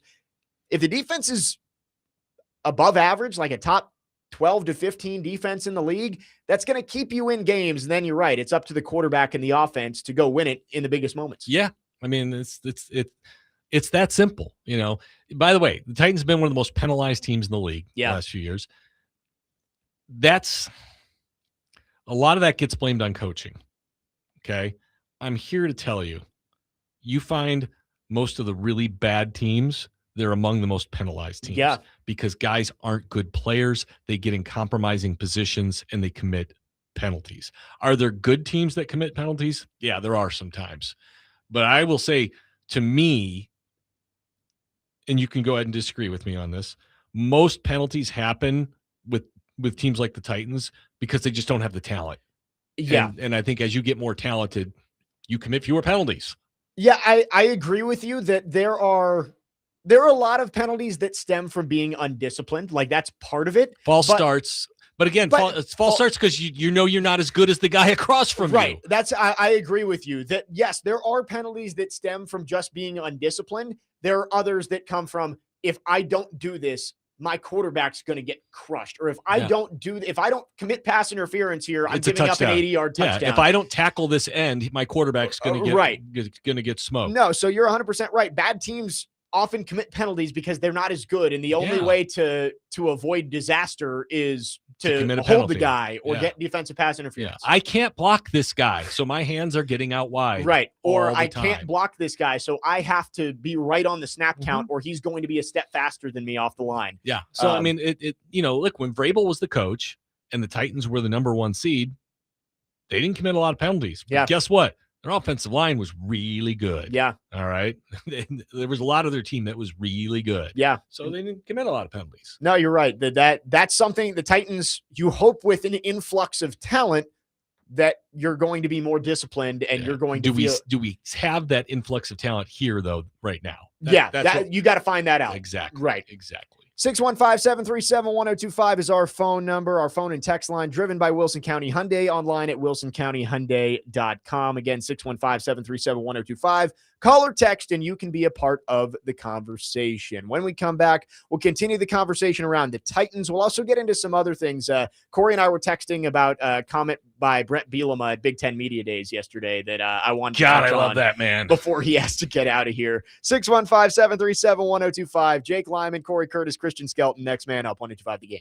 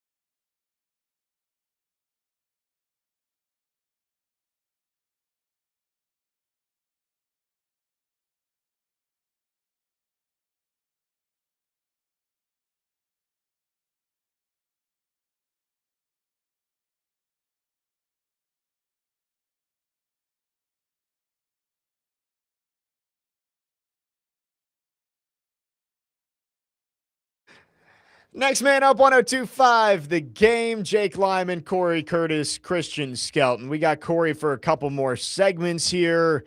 Titans starting training camp today, about an hour into practice. Again, we're keeping an eye out for any updates, but might No live tweeting. No live tweeting. So it might be into chasing Big Joe before we get any updates on the first day of practice over there at Vanderbilt Health Football Center. ESPN's got the CJ Stroud arrival on a loop. They finally ended it.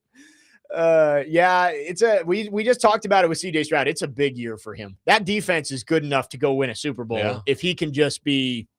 Would you bet on him or against him? I mean, based on what we saw in the playoffs last year, I'd probably say against him. Me too. He looks like a completely different player than what we saw 2 years ago. What's happened to him? I really don't. I mean, I guess the offensive line has been really bad in front of him, and they've tried They to. weren't great when he got there, though. Yeah, but I think he was playing with confidence at that point, and I just wonder if the constant hits and it's just led to more mistakes, and he's lost that confidence. But it literally is one of those things where it's like if you can just get average play from C.J. Stroud, they could be the best team in the AFC. Man, his first year we were talking about him as a possible top 5 quarterback in the league. Yeah, he was supposed to join that group at the top. He was so good. And to be fair, he's won a playoff game in all 3 years. That defense won it for him this year against, was it the Steelers they played in Wild Card Weekend? But he was awful against the Patriots. That's he's one of the more interesting characters around the NFL this year because one of the biggest questions in the league. He went from, like you said, one of the up and coming quarterbacks. Literally, we were putting him in conversations of is he going to be up there with Burrow and Mahomes and Allen and Jackson? And he's just never gotten back to that level. If he plays like he did last year, okay, and they move on from him after the season, is somebody bringing him in to start or coming in to compete? That's a great question. I think you'd be crazy to say, well, he's going to be our starter. I think he'd have to come in to compete. Yeah, if he plays the way he did last year, I think you're probably right. I think you bring him in as it's kind of like a Kyler Murray in Minnesota, but maybe even a little less. Yeah, like I'm trying to think of who he might. I mean, honestly, it would probably be a situation like here or New York if the guy in his second year doesn't quite take the step you want him to. Ward, Dart, Shuck. You bring in Stroud is like that. All right, we're going to challenge you now. You got to go win your job against this guy. But yeah, it's CJ. It's tough to see because he looked like he was going to be the next big thing. Yeah. And that game against New England was a tough watch in the playoffs. I mean, he looked like a deer in the headlights. That's polite. I mean, when you're talking about benching the guy at halftime, like everybody in America who was watching that game was right. Like Davis Mills can't be worse than this. No, I mean, he was so bad. He literally lost them the game. Yeah, solely responsible. It was like Tannehill against the Bengals, but even worse. Yeah, because Tannehill, for as much of his faults in that game, he made a ridiculous throw to put the Titans on top to AJ on the right side of the end zone there. That was, 4 interceptions in that game. And I think he had 2 fumbles as well. Yeah, you might be right. Well, he turned the ball over multiple times in the game against Pittsburgh too, but the defense was good enough and Aaron Rodgers wasn't good enough to take advantage of it. He did not fumble. No, he didn't. He did not. But Woody Marks did fumble. So they had 5 turnovers in that game. Crazy. Drake May fumbled 4 times in that game. Lost 2 of them. That's how good the defense was. Maybe that's what I was thinking of. They sacked Drake May 5 times. They forced an interception. They recovered 2 fumbles and still lost 28-16. So it was a lot like the Titans and the Bengals. Yeah. A lot. Yeah. Because and the Patriots went out of the Super Bowl just like the Bengals did. You look at the scoring drives from New England. First one, 6 plays, 66 yards. That's a full field. But then they had a pick 6. Then they don't win the game without it. Right. So they're up 14-10 at that point after the pick 6. I guess the next one, 5 plays, 56 yards, still a short field. That's a short field. And then what was the last touchdown? It was off another turnover, I want to say. So yeah, CJ Stroud handed them that game on a silver platter. Yeah. I agree with you that there was no confidence he was going to do anything right. No. You can ask the question, who looked worse against the Patriots defense, him or Jarrett Stidham the next week? But one of them was making a lot more money than the other one. Yeah. And one of them should have higher expectations. One of them's a starter. Yeah. That's they've given him options. I know the offensive line, they've been rotating guys in and out, but it should be better this year. They bring in David Montgomery to be their lead back, who's better than what they've had there previously with Mixon. And we just mentioned Woody Marks. They've got Nico Collins, who's a top 10 wide receiver in football. And you've got the best defense in the league. That's a team that should win the division and should have a chance to make a run in the playoffs if they can just get good quarterback play. Decent. average quarterback play. That's and you're right. Like walking into the facility, he wasn't exactly Look, the ball boy. He wasn't radiating no aura. No, to use. He looked like a ball boy. Yeah, nothing against ball boys, but he looked like a ball boy. No, and the Titans play them here, right? In week 5, I want to say. Not sure. So that's, I want to say that. Yeah, because I think it's them week 5, Colts week 6. Yes. Titans start with the 2 home games, then go on the road, Giants and Ravens, and then come back home and face the Texans. So last year they faced the Texans in week 4 and got shut out 26-0. That one could be a referendum on a lot of things for both of those teams early on in the season. 615-737-1025 is our phone number. Our phone line's driven by WilsonCountyHyundai.com. We've got one more segment with Cory Curtis. We'll bounce around a little bit to wrap up the show with Cory. That's what I do. Well, I really want to talk about this Brett Bielema quote with you. Oh, because I think it's hilarious. And you sent me a stat about the playoff wins for the conferences over the past 2 years. It's really shocking. So we'll get into that. We're putting out the bat signal to Dr. Locke because we're going to talk about how good the Big Ten's been over the past few years. 615-737-1025. Jake Lyman, Cory Curtis, Christian Skelton, next man up, 1025 The Game.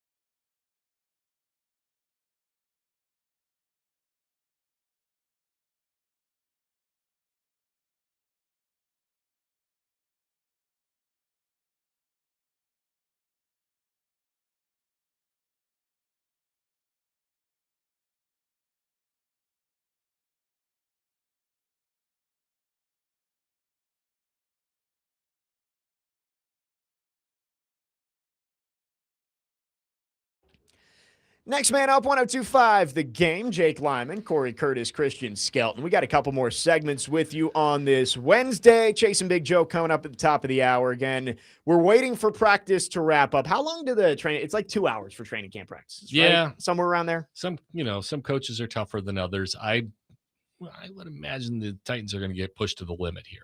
On day one. We'll see. Just see what they can do. So I'm going to anticipate we won't get any updates before we get off the air, but make sure you keep it right here. I would say noon, 10:15 to noon. Yeah. Probably. So Chasing Big Joe will have updates of everything that happens over there at Vanderbilt Health Football Center. Getting away from the Titans here quickly. You texted me a quote yesterday from Brett Bielema. I already had it down on the grid because I thought it was hilarious. Basically saying about the SEC claiming they're the best conference. He says they're perpetually living in 2005. Yeah. I will say, Brett Bielema, 2 successful stints in the Big Ten, went to the SEC and couldn't win enough and got fired. Yeah. Well, what's he done the last 2 years on Bowl today? No, I understand. I get what he's saying, but as somebody who couldn't cut it in the SEC and is proven to be successful in the Big Ten, sometimes it's different styles work for different places. True. But I just thought that was maybe an ill-advised has anybody shot from won? him. Has anybody won at Arkansas since he left? No, not particularly. Okay. Yeah. So there's something to that. And again, he is 2-0 in bowl games at Illinois against SEC teams. Yeah. Who'd they play 2 years ago? Your boy, Shane Beamer. Oh yeah, South that's Carolina. right. They beat the Gamecocks. They took it did. to him. Yeah, they took it to I him. knew they beat Tennessee. and that was a Gamecock team that a lot of people thought could have been in the playoffs. Right. And they beat them. And then last year they came to Nashville, beat Tennessee in their home state. Yeah. Luke Altmaier was good. That was a good football game. Yep. It's a good football game. And so, look, Bielema's a good coach. And he loves to needle people. I mean, just watch what he did to Beamer. I mean, right. That's what he does. He wants that advantage of being in your head. Yeah. And so he's perpetually playing that game. But I have said this, and I'm not going to apologize for it. The SEC has not even played for the national championship in the last 3 years. Yep. If you are the best conference in college football, you've got to at least be playing for the championship. And it's worse than that. It's worse than that. What's their record in the college football playoff in the last 3 years? Yeah, you sent this. Was it 2-7? 2-7. Yeah. 2-7. And what's the Big Ten's record in the college football playoff? 9-3. Okay. Yeah. That's not just Ohio State. Right. That's Ohio State. That's Oregon. That's Indiana. That's Michigan.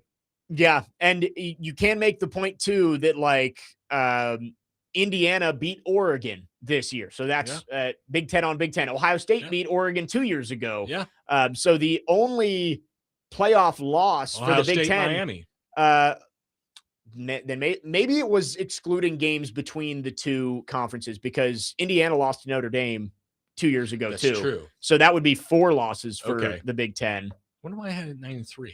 Yeah, I don't know. Maybe it was excluding games between the conference itself. Okay. Because I was going to say the SEC, like Ole Miss beat Georgia. So that's one of the two, but I'd have to look back through it. But regardless, the SEC has not done well. And the Big Ten and the ACC is like 4-4. So for the ACC to have more wins than you. Now, Ole Miss had 2 wins. This just last year. Yes. Yeah, they beat Tulane, they beat Georgia. So let me count this up quickly. And and Alabama, didn't they win? They beat Oklahoma. So they had 3 wins. So it must be excluding games between the conferences. So I think it was. I think it was against the other Power 4 conferences. Oh, okay. So records. The Tulane one wouldn't count. Yes. The Tulane. So that must be what it was. So it was. I think it was record against the other 3 Power 4 conferences. Right, because Alabama beat Oklahoma. That's in the conference. So the Ohio State, Indiana won't count. Right. And would Texas? I mean, not Texas. Texas would have had both of the wins against the other Power 4 conferences. Didn't Alabama beat Oklahoma?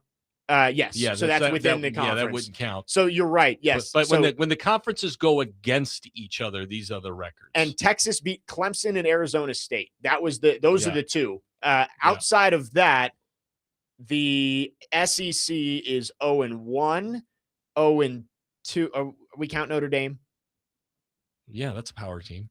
They're not a power conference team. No, but they're considered Power 4. So that's 2, 0-3. last year outside of Clemson and Arizona State, or 2 years ago. And then in 2025, Alabama lost to Indiana. Tennessee, Ohio State. Yeah, I counted that one. Okay. I think.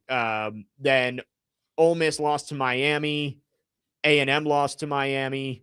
So yeah, that six losses. Yeah, so 2 and 6 we're at there. And the only wins were Texas in 2024. So yeah, it's the Big Ten has clearly flexed its muscles the last couple years in this 12-team playoff. Well, and you look at last year, and it was a surprise that Miami knocked them off. Yeah. You thought it was going to be Ohio State, Indiana. You thought those were the two best teams. Right. I thought we were going to get a rematch of Ohio State, Indiana, which was a great game in the Big Ten championship. Mm-hmm. And Miami, that defense was elite. Carson Beck was playing good football, and they were able to get that win. Maybe you get a little bit lucky that Ole Miss beats Georgia, because I do think pound for pound, Georgia's a better team than Ole Miss. But Miami wins that game. And they were a few plays away from beating Indiana too. But so we go into this year, and in the SEC, we're talking about Georgia, right? Georgia, Texas, yeah. Well, Georgia, Texas, yeah. And I think Texas A&M has a shot at being very, very good. And then you don't, LSU's a wild card. Right. They could be very good. Very talented, but you don't know how it's going to work when you actually start playing. But I think when when you're talking about national championship, people are going to start with Ohio State, Indiana, Oregon. Yeah. And Georgia, probably. Right. And Texas. Probably Texas gets thrown because of Arch. But I think those are probably your first 5, right?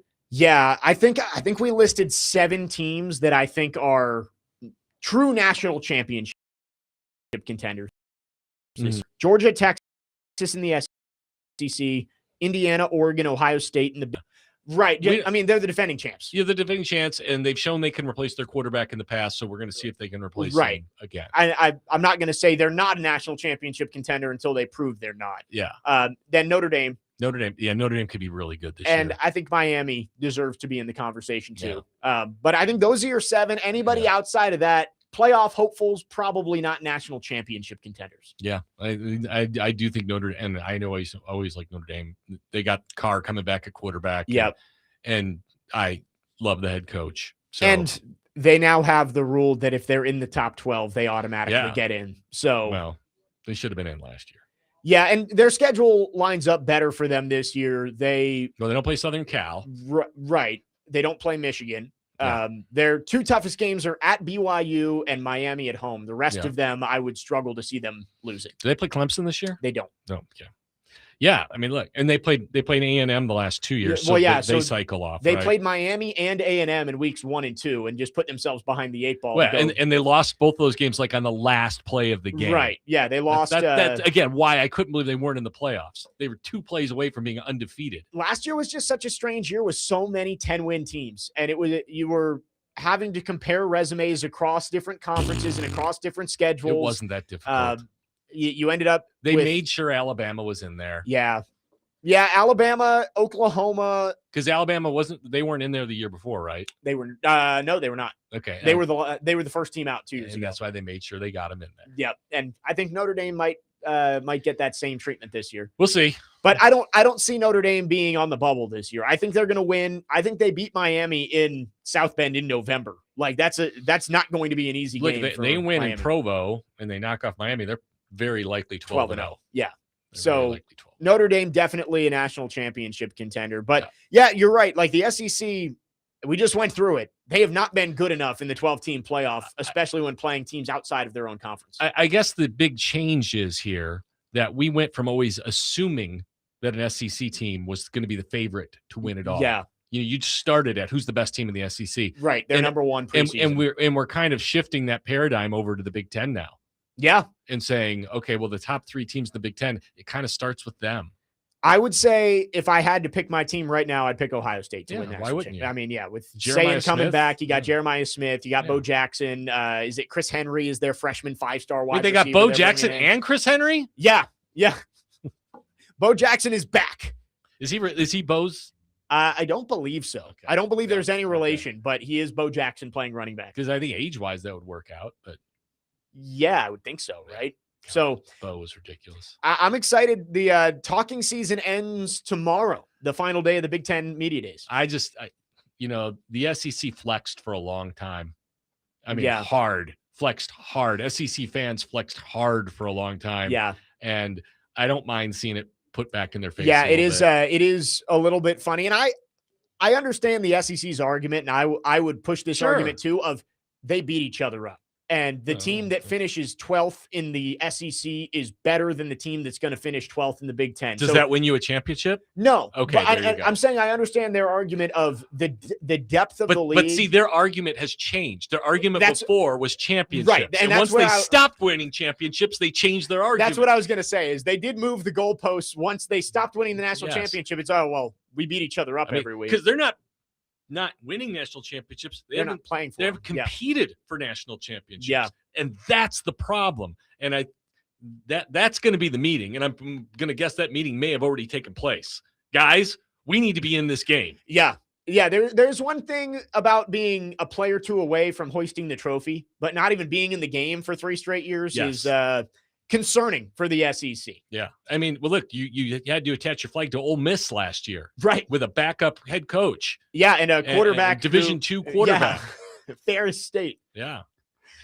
Corey, always great having you in. Thanks, we will do it again next week. I believe the practice schedule works out that it should be an off day for us. Great. And so we'll have you in. And they're off Sunday?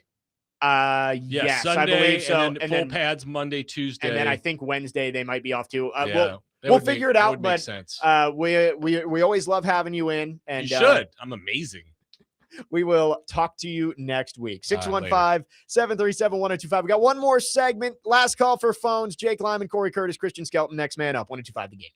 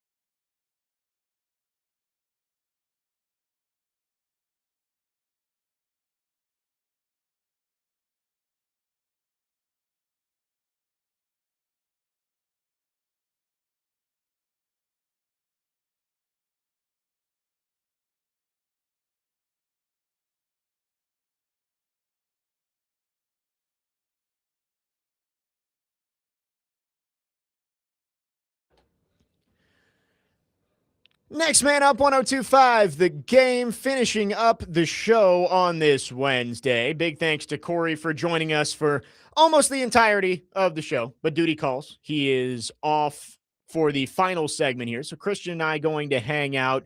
I believe Titans training camp has just wrapped up. Perfect timing. 8 seconds ago, we've got the first notes from Teron Davenport of the year. I was wondering what we were going to talk about here. We've got training camp notes for day one.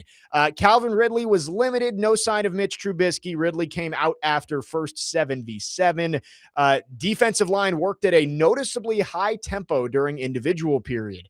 Let's see. What else don't we know? First play team period. Daniel Bellinger false start. Next play, Jackson Slater false start. Awesome. That's how you want to start the team period of training camp. Back-to-back false starts. I can't think of a better way to start it. That's tremendous to hear. Apparently, Jeffrey Simmons started chirping them, telling them to get it together. Austin Deculus was playing right tackle with J.C. Latham out, by the way. Nice shot from Ward to Carnell Tate in traffic. Hands catch by Tate. Pat Coogan and Cordell Volson worked together with Levis after Ward had Schlotman and Slater. So Coogan coming in as the second string center. I guess that's noticeable. Hendon Hooker got reps after Levis. Jermaine Johnson was working with Dan Moore Jr. So that's what we've got so far from TD. Not great when the first 2 snaps of training camp have false starts. We were just talking with Cory about this team needing to be more disciplined. Oops, back-to-back 5-yard penalties to start off the team period. I think the most important thing I've got to remember, and all of us have to remember, is it's day one of training camp. It's going to be okay. Yes, it is day one. Still not the best start. Continuing here. I love TD's notes, by the way. And TD can't join us for the full show, obviously, tomorrow with practice going on. He is going to join us right around the beginning of the show, 9:15-ish, before Robert Saleh speaks. So we will get some TD on a TD Thursday. Continuing on with his notes from practice, 7v7, Ward targeted Wan'Dale Robinson twice. Good on breaking out a little early on a seam and incomplete. Levis to DK on a nice hole shot. Was patient, let it clear out. Trying to just work through some what's important here. Low red zone team. Ward just past Tate on an in-breaker. Kevin Winston in coverage. Aya Manor on a strike from Ward for a touchdown. Ward drilled it in there on a good route combination. Let's see. Sticky coverage by Micah Robinson on a Kinsey fade from Will Levis. Levis threw a pick to Sanusi Kane. What else is new? Yep. I mean, would it be Titans practice or Titans anything if Will Levis didn't throw a pick? Connor actually texted me that happened. I just sent him back the picture of the hands on the head from the Bears game. Ward to Carnell Tate on a lob pass. Flott and Hooker couldn't stop it. Franklin Myers with some pressure. J.C. Latham was on the field doing some work with a trainer. Levis to Joel Wilson for a back shoulder touchdown to end practice, and the defense did push up. So there you go.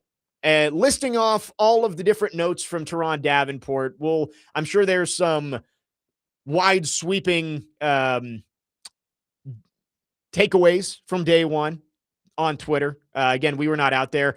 Here's Nick Suss. He's got the stats. Cam Ward, 8 of 15, 2 touchdowns, 3 for 8 in the red zone. That's where both of his touchdowns came. 2 of the incomplete passes were throwaways. So based on that, seems like wasn't a bad day for Cam Ward. Also, maybe not a day that's going to knock your socks off, which I think is to be expected on day one of training camp. Yeah, I don't think that's a bad thing either way. Whenever you said stats, I was like, is he going to give us like the passing yards and everything? Yeah, we got the passer rating. I was like, wow, this is impressive. Just one person doing this. But yeah, I mean, that's nice. That's nice to hear. I mean, you wouldn't want to hear like, oh, Cam Ward was 2 for 8 in the red zone or something terrible like that. It sounds like it wasn't the best day in the world, but not a terrible day by any stretch. Yeah, that's what you don't want. If you take the 2 throwaways out, 8 of 13, that's not a horrible completion percentage. Let's see, 8 divided by 13, 62. So probably not where you want it to be, but it's not awful. And a couple of touchdown passes in the red zone period. We've talked about needing to be better third down red zone, those situational spots for Cam Ward. So those are the general notes from the first day of practice. Players going to speak here shortly, including the quarterback, Cam Ward, and we will give you some updates. How about from Connor Newt?